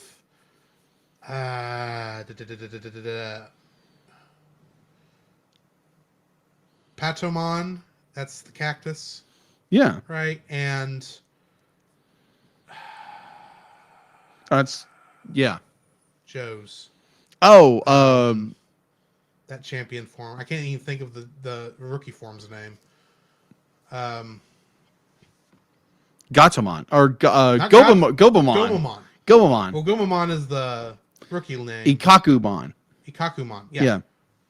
Either way, we don't get to see either one of those in that fight, but we do get to see them later before the actual Omnimon fight, because they do show up in Digivolve. Mm-hmm. But like we said before, which I think we talked about this, I don't know if we talked about this on the stream. Okay. My feelings on Gatomon at technically being a champion level. I think you talked about it before. Either way, I keep confusing the fact that Gatomon is actually champion level, because in my mind, she's the same level as Agumon. She's a rookie. Else. She's a rookie level, but she's not. But they explained that in season 1. Yeah, don't get me wrong. I remember the story because it's like, this is a surprisingly sad story for a children's show. Yeah. But at the same time, it's like, I understand this reasoning for the story, and I love the redemption arc, because, I'm a sucker for redemptions. Mm-hmm. But I do forget, Wizardmon. 15 years later, however long it's been, she's champion level. So she's actually as strong as Angemon. Yeah, pretty much. And Angemon is the stronger version at the ultimate level. Yeah. But we didn't get to that except for the warp digivolution that wasn't a warp digivolution, because they actually all got an attack off between each form. That is true. Greymon, Metal Greymon, War Greymon, and then Garurumon, Metal Garurumon, and I can't remember the other one. Anyway, I think even Agumon and Gabumon actually got off an attack too before they technically digivolved. Yeah, technically those are not warp digivolutions. Right, they're but I mean, it's traditional warps. It is traditional digivolution, but it's taking the place of what would have been in the show a warp digivolution. That's why I said it was a warp digivolution. That wasn't a warp digivolution. I gotcha. Technically it'd be a double warp digivolution, but either You know what I mean. Yeah, I know. They had to get to the point where they could be Omnimon, and they didn't skimp. No. They did not take the shortcut they had to take in the show because they didn't have the money or the time to actually go through every digivolution. That's why the warp digivolution or the double warp digivolution actually exists. Yes. It's like, we got movie time. We got the budget. We got the budget. We can send a whole minute for each one to go through every digivolution and actually throw an attack at this guy, so we can actually do this whole cool warm up to us. Okay, now we got Omnimon, and he's about to kick your butt. He doesn't kick his butt, but still. Yeah. He at least spooked him back to what I'm assuming is the digital world, or whatever other dimensions these things might be connected to. I'm making some guesses here. I don't know. But anyway. But the fact that we actually get giant kaiju battles throughout this movie, and it's going to keep going because we only got to see champion level here. Yeah. We still got we still got ultimates and megas to go through. Yeah. And they're coming. Oh yeah. And then we get the introduction and then we have the introduction of Meikumon. And I'm sitting there going, you don't just introduce a Digimon for the heck of it. No. And I don't know how the toy sales were connected to this. I don't even know if toy sales were involved in the creation of Digimon Adventure Tri. Because like they would have been in all the other shows. Yeah, I believe they did make a line of them. Well, I'm sure they did, but I'm sure that was not the point of Digimon Adventure Tri. No. The point was, let's make a cool movie. Yeah. A cool series of movies for everyone to enjoy, and if we can get some toys out of it, great. Yeah. But at the same time, you don't go through the trouble of introducing 2 new characters for them to be just new people. Yeah. No good reason. Pretty much. So I'll be interested to see how this happens. All right. Going forward. What's your third like? My third like goes kind of along yours. Be like it's the animation for the fight scenes. Be like you were talking like the animation in this movie is very well done. Yes. But when it comes to the Digimon fights are more often not what you would call more of a kaiju fight. It really like, is more of a kaiju fight. It is more kaiju fights. Definitely when you have a pint-sized kitty that can punch a Quagmon down. Oh yeah. Oh yeah. But it's just the animation in these are absolutely incredible. The attack fight, the attack animations are absolutely incredible. The one thing I did enjoy about this, there was never one moment throughout the entire thing. The Digimon does not pronounce its attack. It just attacks. Yes. We did hear a pepper breath. Agumon did say pepper breath. Yeah, he did say it at one point. He did say pepper breath. When he was the only one that was in on Earth at that time. Yeah. So he did say pepper breath, but everybody else No, it's just did simple. the attack. It's like that's all you need.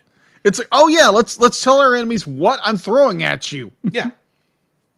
But overall, like the animation of those are just freaking genius, freaking beautiful.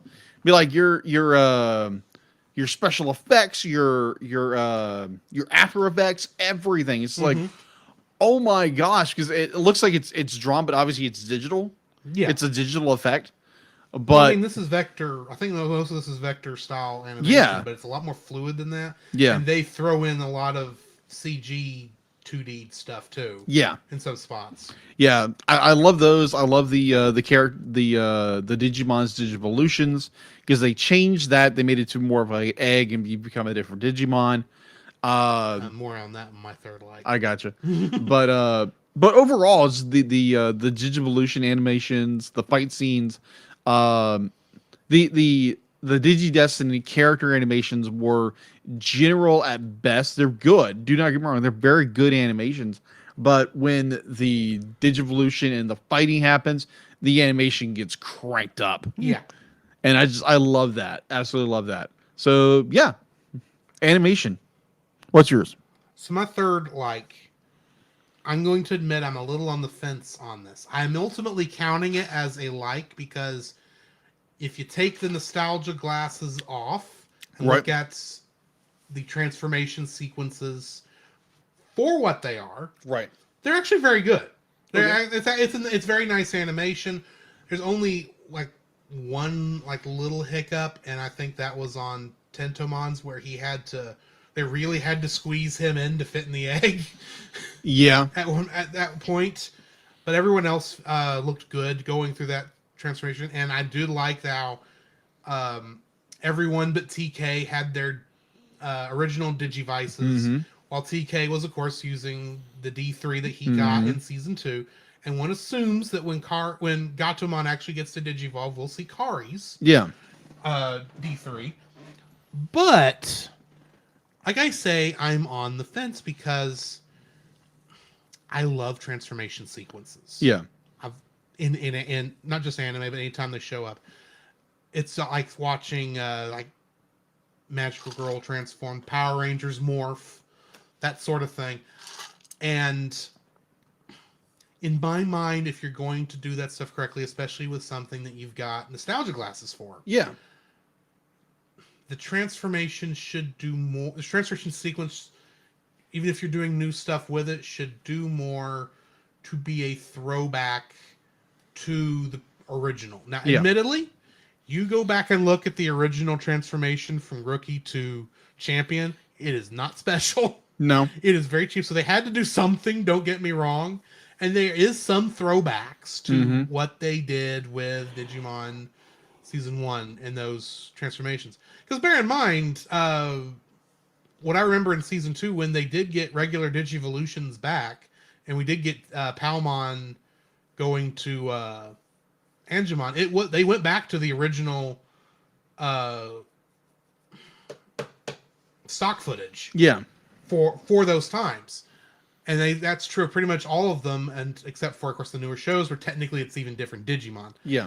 But this one, since they did a reimagining of that sequence, there is some elements that are of that original thing, but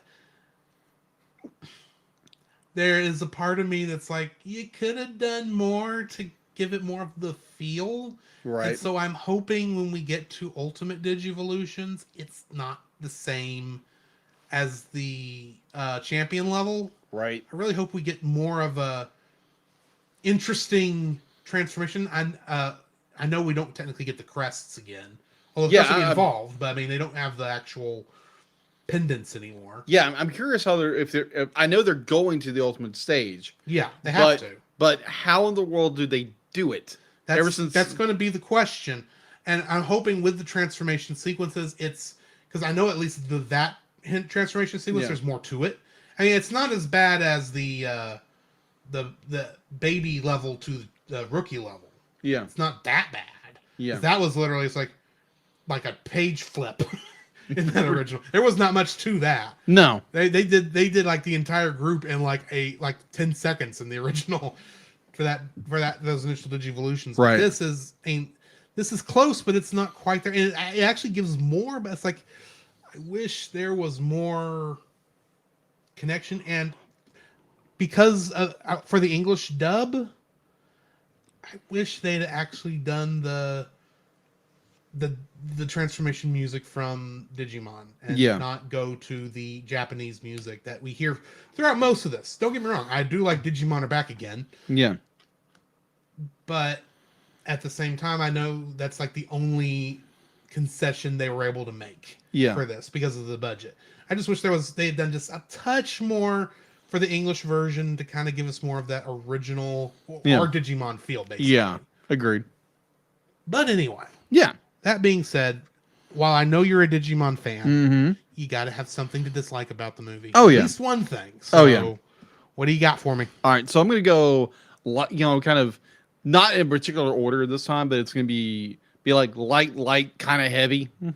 And this one's like an extreme nitpick. But it kind of goes back to my dislike of what they did with season 2 of Digimon. All right. So going to my first one, when Kawagumon attacks Tai and Tai gets out of the field and goes into the building, and he's confronted by the Kawagumon again, and the Kawagumon roars, it sounds like the T-Rex from Jurassic Park. Okay. I'm like, you stole that roar. I'm like, couldn't you have had some random old white guy just go something like that? Something like that. But like they would have done for the cartoon. Yeah, exactly. But I found I was like, oh, that's interesting. And I was like, wait, that's the T-Rex roar from Jurassic Park. Mm-hmm. I was like, interesting. It's like, oh, okay, you could have done something different, but there again, be like, well, I mean, the Kawagumon probably aren't going to show up again, I'm guessing. So maybe they are trying to save a little bit, or at least the Japanese version. Maybe that's how the Japanese version did it. I don't know in the original original anime, and that's just what we got because of how they did this particular dub. Yeah, because that's the thing. Unlike the Saban dubs of Digimon Adventure 1 and 2, aka Digimon Season 1 and 2, this is actually fairly accurate to what's actually happening in the Japanese version of this. Agreed. They only just gave us a little bit of throwback for us on the nostalgia with the one song. Right. But either way, I noticed that and I was like, that's a little bit odd. Be like, yeah, I understand where be like, maybe you want to throw homage, be like, it's a monster. You want to give homage to maybe Jurassic Park. So you use the roar. Either way, I just noticed that and that was a little bit weird, but it was still cool. It was a little weird. Okay, that was my number 1. All right. The Kawagumon sound like a T-Rex. My number 1 are, well, there's 2 little animation hiccups, for lack of a better term. Okay. The big one, at least for me anyway, is a small continuity error when Greymon is fighting Kawagumon, because when they go into the portal, it's daytime where Tai is. Mm-hmm. When they come out of the portal, it's nighttime. That makes sense. And it's not that it was even sunset. Yeah. It was daytime. Yeah. An hour had to have transposed between those scenes, and at best it was probably 10 minutes. Yeah. The sun don't set that fast. That is true. Didn't think about that. I would love to know what the thought process was there. For most people, it probably didn't matter. It's just me looking, going, wow, the sun sets fast in Japan. The other thing is, in the scene where they're all talking down by the river, Yeah. the effect they used on the water is not layered correctly. I gotcha. The water looks like, and it's going to sound stupid, but it looks like it's floating above the riverbank. Huh. It looks like it's layered improperly, like it's not, obviously it's flowing over the rocks, don't get me wrong there. Right. But, I mean, it looks like it's about a foot above where it's supposed to be. Okay. Like they did not, it's obviously the cutouts in the water effect, because it's obviously a CG water effect. Yeah. Around where the rocks are that it's coming around in that little riverbank. But it looks like it's about standing a foot higher than where that is, for lack of a better term. Yeah. I don't know if I'm the only one who noticed this, but it just like stood out like a sore thumb. It's like I'm watching going, what is wrong with that water? That water is, there's something bad about there. And it happens again in the next scene there where it's like sunset and Ty and I think Matt's with him. And I think it's another one of those Ty and Matt argument scenes that aren't arguments. Right. You know the ones I mean. And right. He's looking at the water. It's obviously the same water effect, but it's not as pronounced. I got you. Because of the angle. Mm-hmm. But those angles where they're at the river, and it's because it's the first time Joe actually finally meets back up with the group is the one I'm talking about. Right, okay. And if you go back and look, it's like, okay, yeah, there's something a little iffy there. Yeah. For the most part, it's not that big a deal. And from the angles where, from their point of view, like when they're under the bridge, it's fine. But those initial overshot views, where you're looking at it, you're going, all right, so I was going, that's not quite right. Right. But yeah, those little continuity animation issues were my number one dislike. Okay. What's your number two? Okay, mine, there again, it's nitpick. It's more, why does this character do this? This makes no sense. Mm-hmm. All right. So when Izzy is having dinner with his family, with his parents, who, if you don't remember from season 1, are his adopted parents. Right. Either or. So they are having their anniversary dinner, and Ty be like, Izzy can't make it. So Sora is trying to conflict what she needs to do, and she calls Izzy.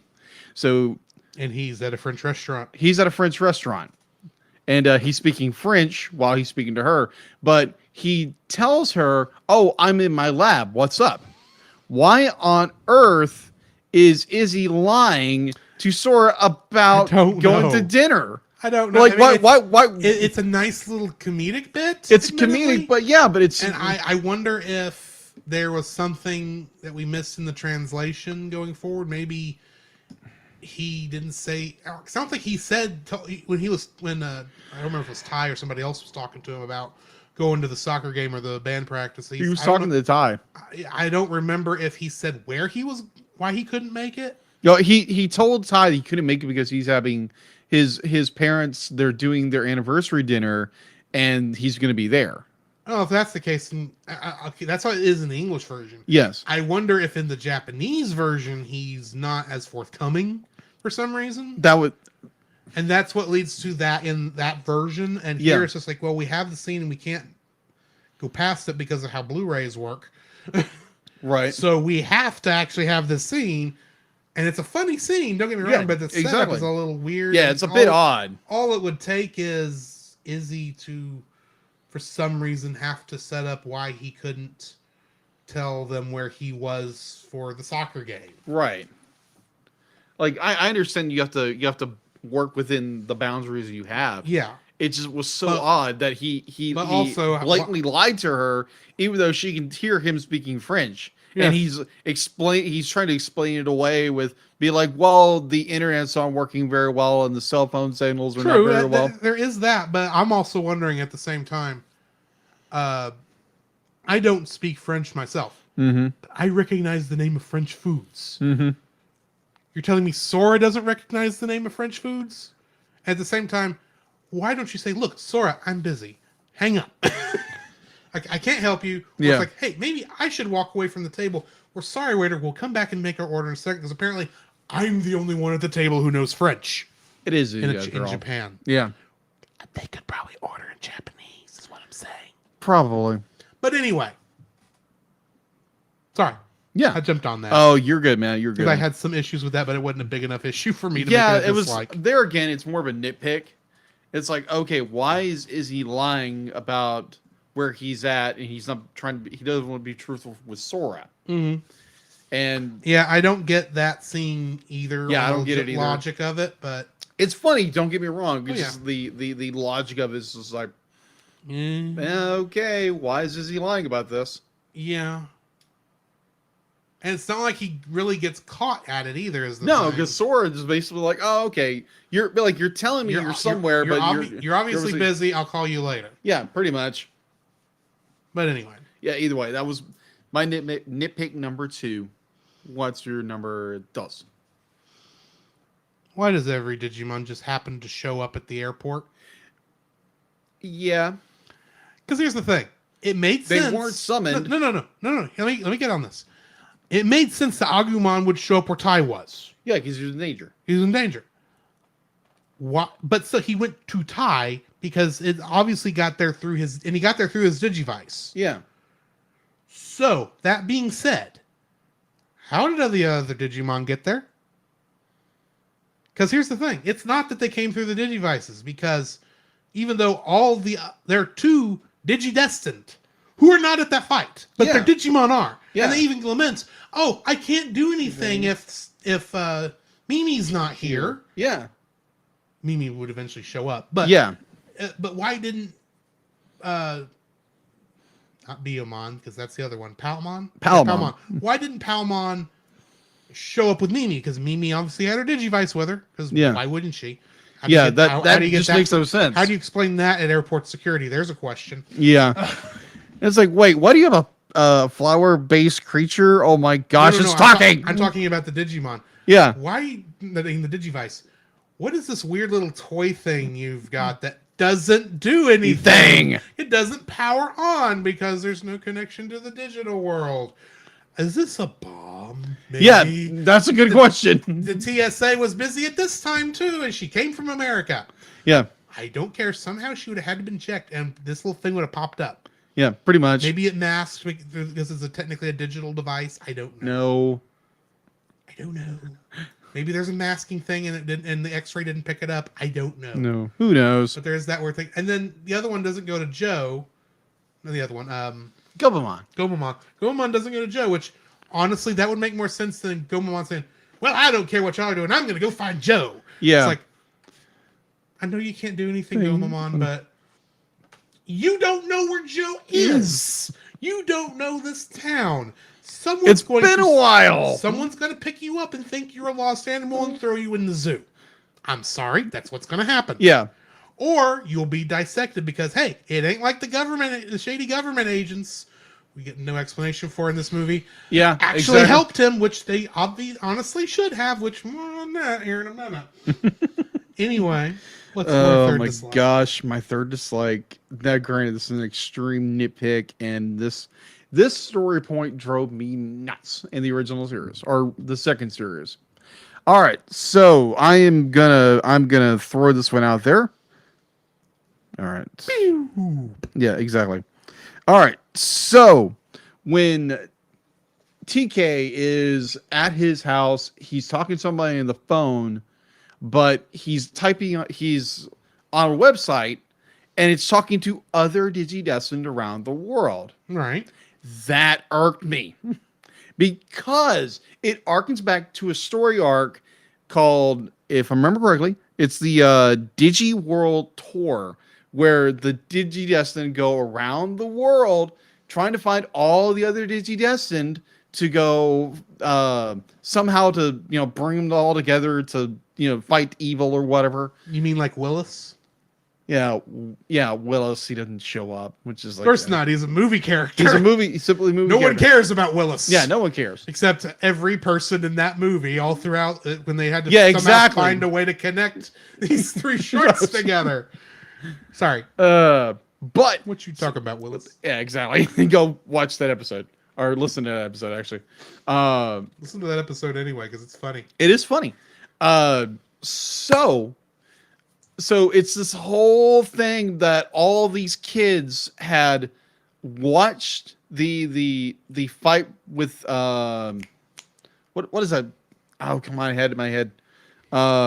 The big fight where Omnimon showed up. Diaboromon. Be like, apparently, when all the kids back in 1998 watch the big fight between Omnimon and Diaboromon. Diaboromon. Thank you. Because it's going to be the Japanese version pronunciation of Diablo, so Yeah. Diaboro. Diaboromon. Like, now, granted, internet in 1999, 1998. They had live TV back then. That's And true. it wouldn't have been, second per second, but it would have been enough. And you can't tell me that they would not be with that kind of a tragedy is the wrong term, but that kind of large scale event, that there wouldn't be some transferring of the Japanese footage around the world. Yeah, I would agree. I agree with you there. Here's my problem. Okay, so with season 1, it was unique because you had a bunch of kids who were destined to save the digital world. So then you get season 2, where you get a bunch of other digidestined who are digidestined, to defend the world, defend the digital world and the real world. Mm-hmm. So now you go into this, all these other kids who saw this fight are now digidestined. So Shouldn't now that be every child in the world? Yeah, because that would have been news. Yeah, that would have been, well, it was more that like they had to watch the stream. They had to watch the video. Once again, this would have been on the nightly news. Yeah, probably. If this happened. Yeah. But it's just, you would have seen it on KLTV around here. Probably. So for me, it was also this is your excuse for the Digimon digital pet you could get at the time that this is technically all based on. Yeah, it's all based on the video. On the Tamagotchi. Tamagotchi. Not Tamagotchi itself, but a Tamagotchi-like thing. Yeah, which were made by the same person, apparently. Anyway. Either way. That be like, that in itself, like, takes away the uniqueness. Be like, oh, you're destined to do this. So now it's become muddled. It's become watered down. Where, everybody has a Digimon now. It's like, okay. The whole uniqueness of this is completely gone now. I get what you're saying. It frustrated me beyond belief. I get what you're saying. Yes. Do not get me wrong. Right. However. Okay. It makes perfect sense to me why more and more people would get Digimon as time went on. Now that there is a connection and a way to get Digimon back and forth, and there's a way for Digimon to connect to other human children. And my excuse for this is internet. Yeah, I understand. Think about it. In 1998, like you said, almost none of us had internet. Yeah, none of us.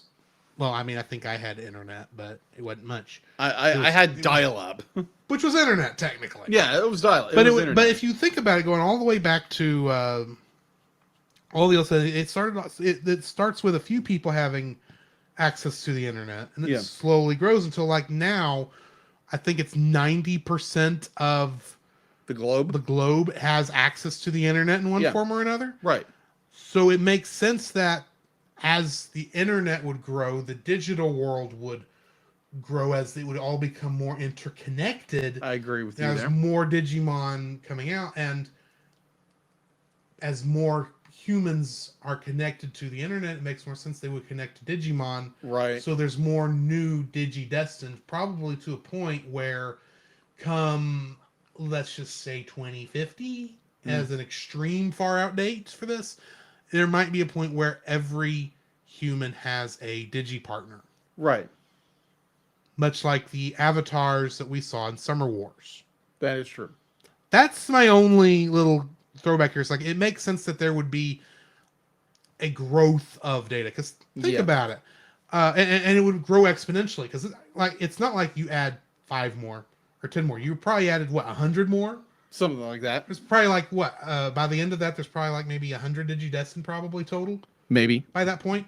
Yeah, it's not unique anymore. It's like you said, it's not as special anymore. Yeah.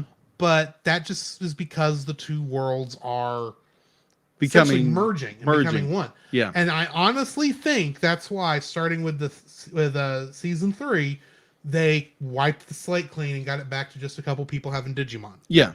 And even in that one, it grew to like 30 before the end of that season. Yeah. So, I mean, yeah. Yeah, I agree with you there.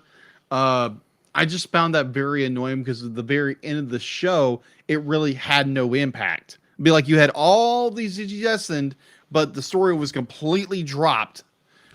Except like it was more than that's because they had no idea what to do with the world as they set up. Probably. But it also makes sense, and you have to think about this.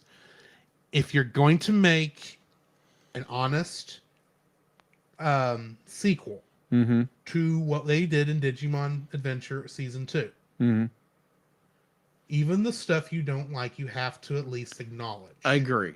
I completely agree with that. They had to acknowledge it.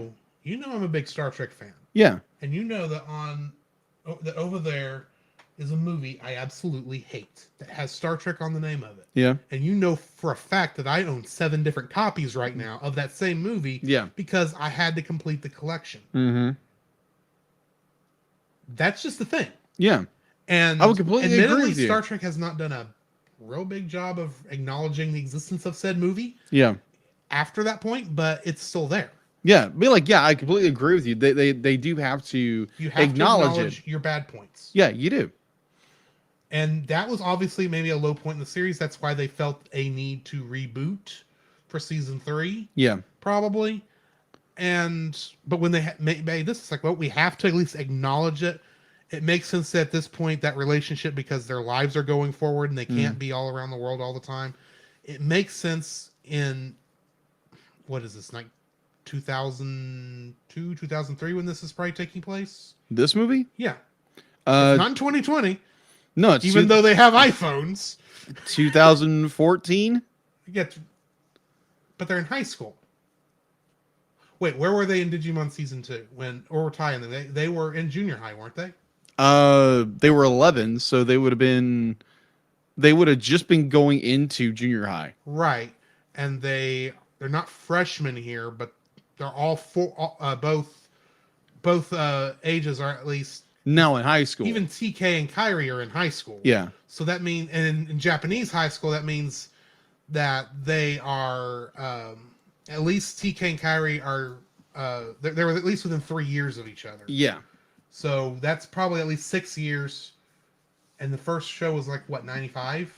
No, it was 98, 99. I'm talking about not when it came out, when it took place. Yeah.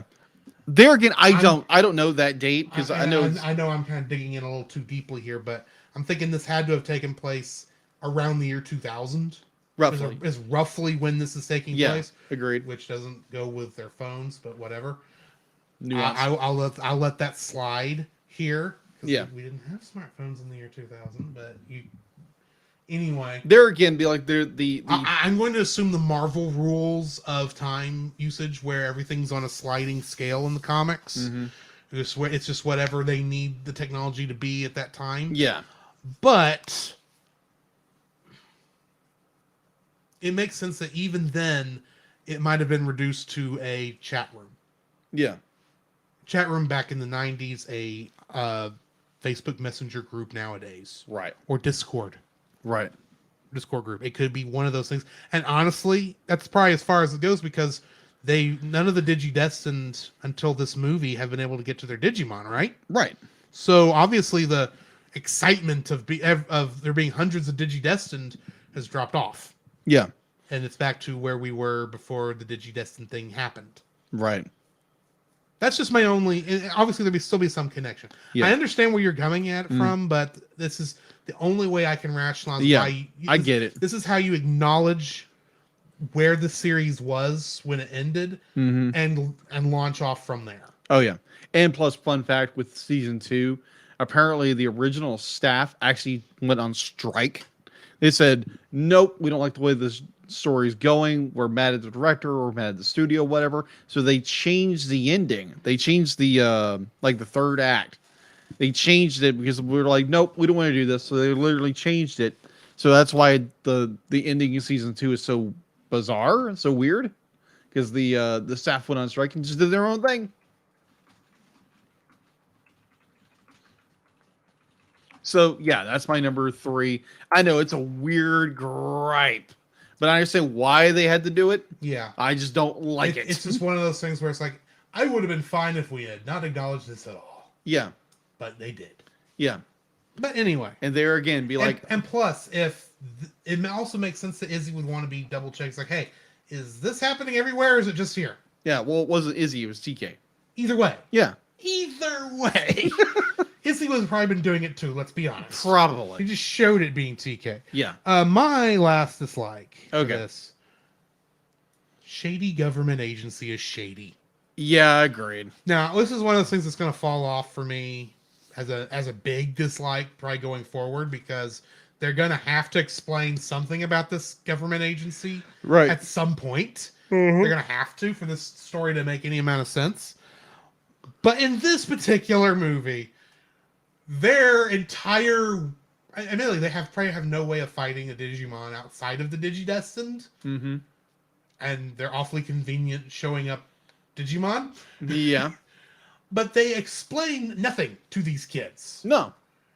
They tell them nothing. I mean, Daigo eventually at least does tell Matt and Tai what's kind of going on, but doesn't go into a lot of detail. Right. But at the same time, it's not like they're them as an agency, they're not doing anything to support them other than, oh, you need to all get to the airport. We can do that right quick, but then we're just going to leave you to the Kuwagumon. Hope you survive. Thanks. And then later on, and they don't really even get involved with the kids' investigation. Mm-hmm. At the very least, the shady government agency should be telling the kids what they know, and I don't just mean what Daigo told them, because obviously Daigo didn't tell them everything. There's no way that's all the government agency knew. Yeah. About what was going on, because they knew exactly where to take the kids. They knew exactly where Greymon went, whether that was a 10-minute sunset or not. They knew they have at least more of an idea of what's going on. And they know who the Digidestined are. And these are high school kids. They know who the Digidestined are, and they're high school kids. They even knew somehow, hey, we need to get Mimi back to Japan just in time for the Kuwagumon to show up. Let's transfer her dad back to Japan. Pretty much. Awfully convenient, if you ask me. It's got to be the work of the shady government organization, or just plot convenience, one of the two. One of the I two. prefer to think shady government organization is taking care of all the plot convenience stuff, so you have a good excuse. That is true. I don't know if that's what's going on. But if if shady government agency does not start giving us real answers in at least the next 4 episodes, because by 5 we ought to at least have a 90% idea of what's going on, and are just trying to figure out the last bit of it going into future, so we can have our big awesome giant fight. But the shady government agency doesn't even appear to care about the safety of these kids. Yeah, and they can't do anything. Bye. And despite the fact they get Mimi there, they don't even bother trying to get Joe. No. They don't even know where Joe is. Apparently. But Gobamon does. But Gomamon somehow does. I guess he could probably track him through his Digivice because of the connection and all that. Right. But still. And they didn't help Gomamon get to Joe, because Gomamon just goes, and I'm thinking, and like I said earlier, Gomamon, you will be found by animal control in a heartbeat. Thrown into a pound, and Joe... More of an aquarium than anything. Because he's a seal.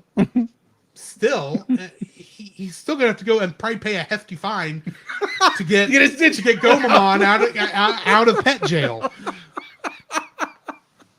Why is this thing talking to us? And of course, they have to make this excuse like Stitch. Oh, he's just a weird kind of dog. It's like, this is a dog. He has flippers. And he talks. It's like, well... He doesn't know when to shut up. Shady government agency, you want to give me a hand with this? Yeah, exactly. Yeah, I totally see that point. Where that would be kind of a funny side one. It's like, oh yeah, how That did Goldman get there? That's far funnier than, oh, hi, Sora. I'm Izzy at a French restaurant, but I don't want to tell you I'm at a French restaurant. I'm just going to continue ordering in French and pretend that somehow the auto translation that has never existed on phones, even on my super fancy phone, is somehow shorting out and translating everything into French for only you to hear. And for some reason, I'm telling you about a lot of French cuisine. Yeah.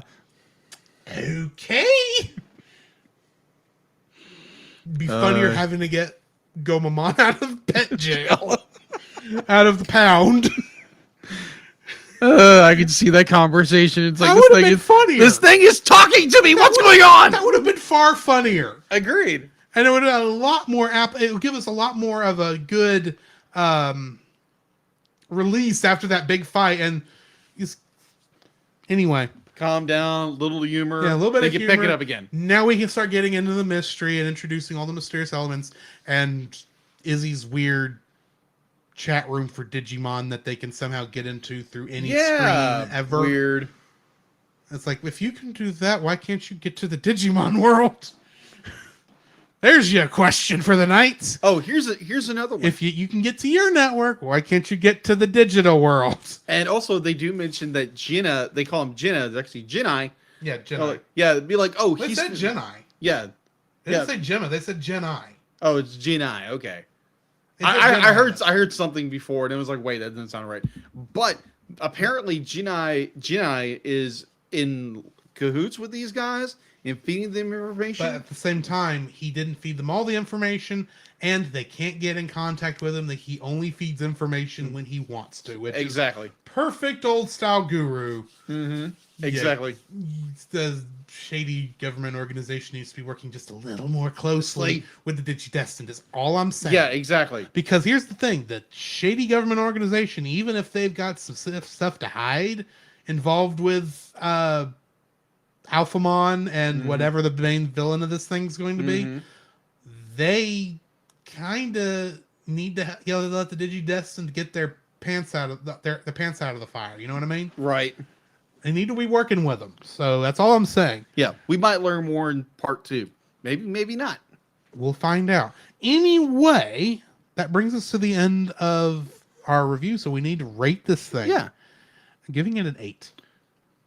This is setting up a lot of good stuff going forward. Agreed.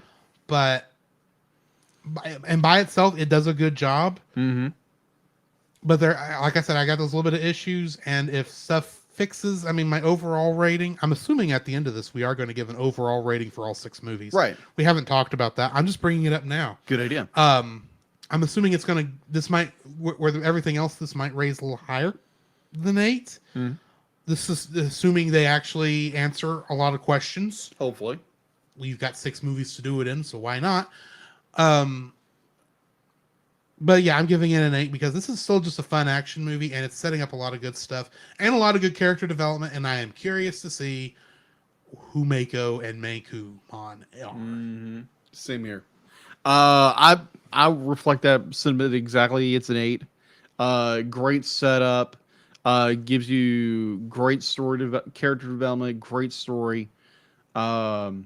There again, there are some little things here and there we don't know about, like how the Digimon popped up, except Agumon. Be like all these what we just talked about are dislikes. But overall, I really enjoyed it and extremely looking forward to what happens in the second episode, the second movie. Mm-hmm. So yeah. Yeah. All right. And that brings us to the end of the episode. Next week, we are, of course, jumping into part 2, Determination. Mm-hmm.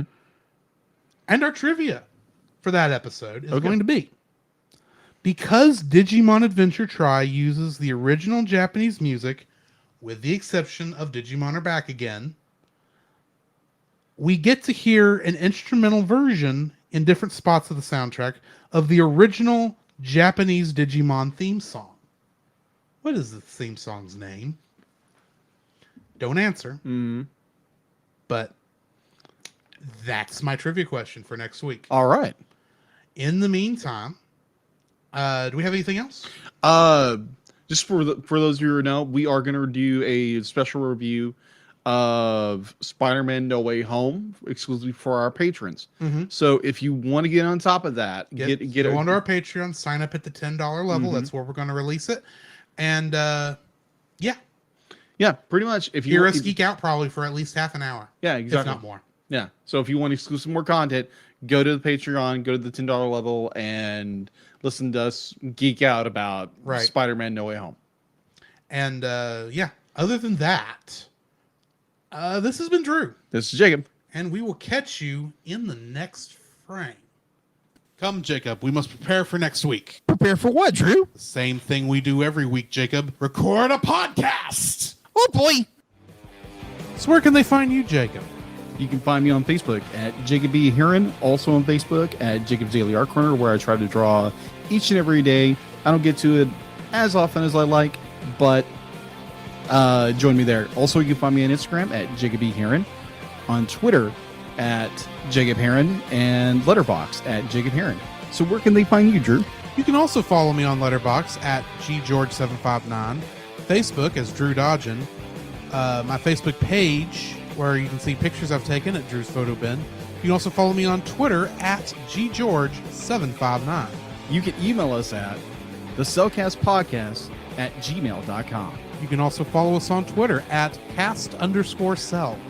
You can follow us on Twitch at twitch.tv/thecellcastgaming. You can also follow us on YouTube at Cellcast. Listen to our podcast on Apple Podcasts, Google Play Podcasts, Stitcher, Spotify, and your favorite podcast directory. You can also listen to us on the Movie of the Week podcast with Jim Heron, where we talk about live-action movies. No, and you remember, Cell is a single L.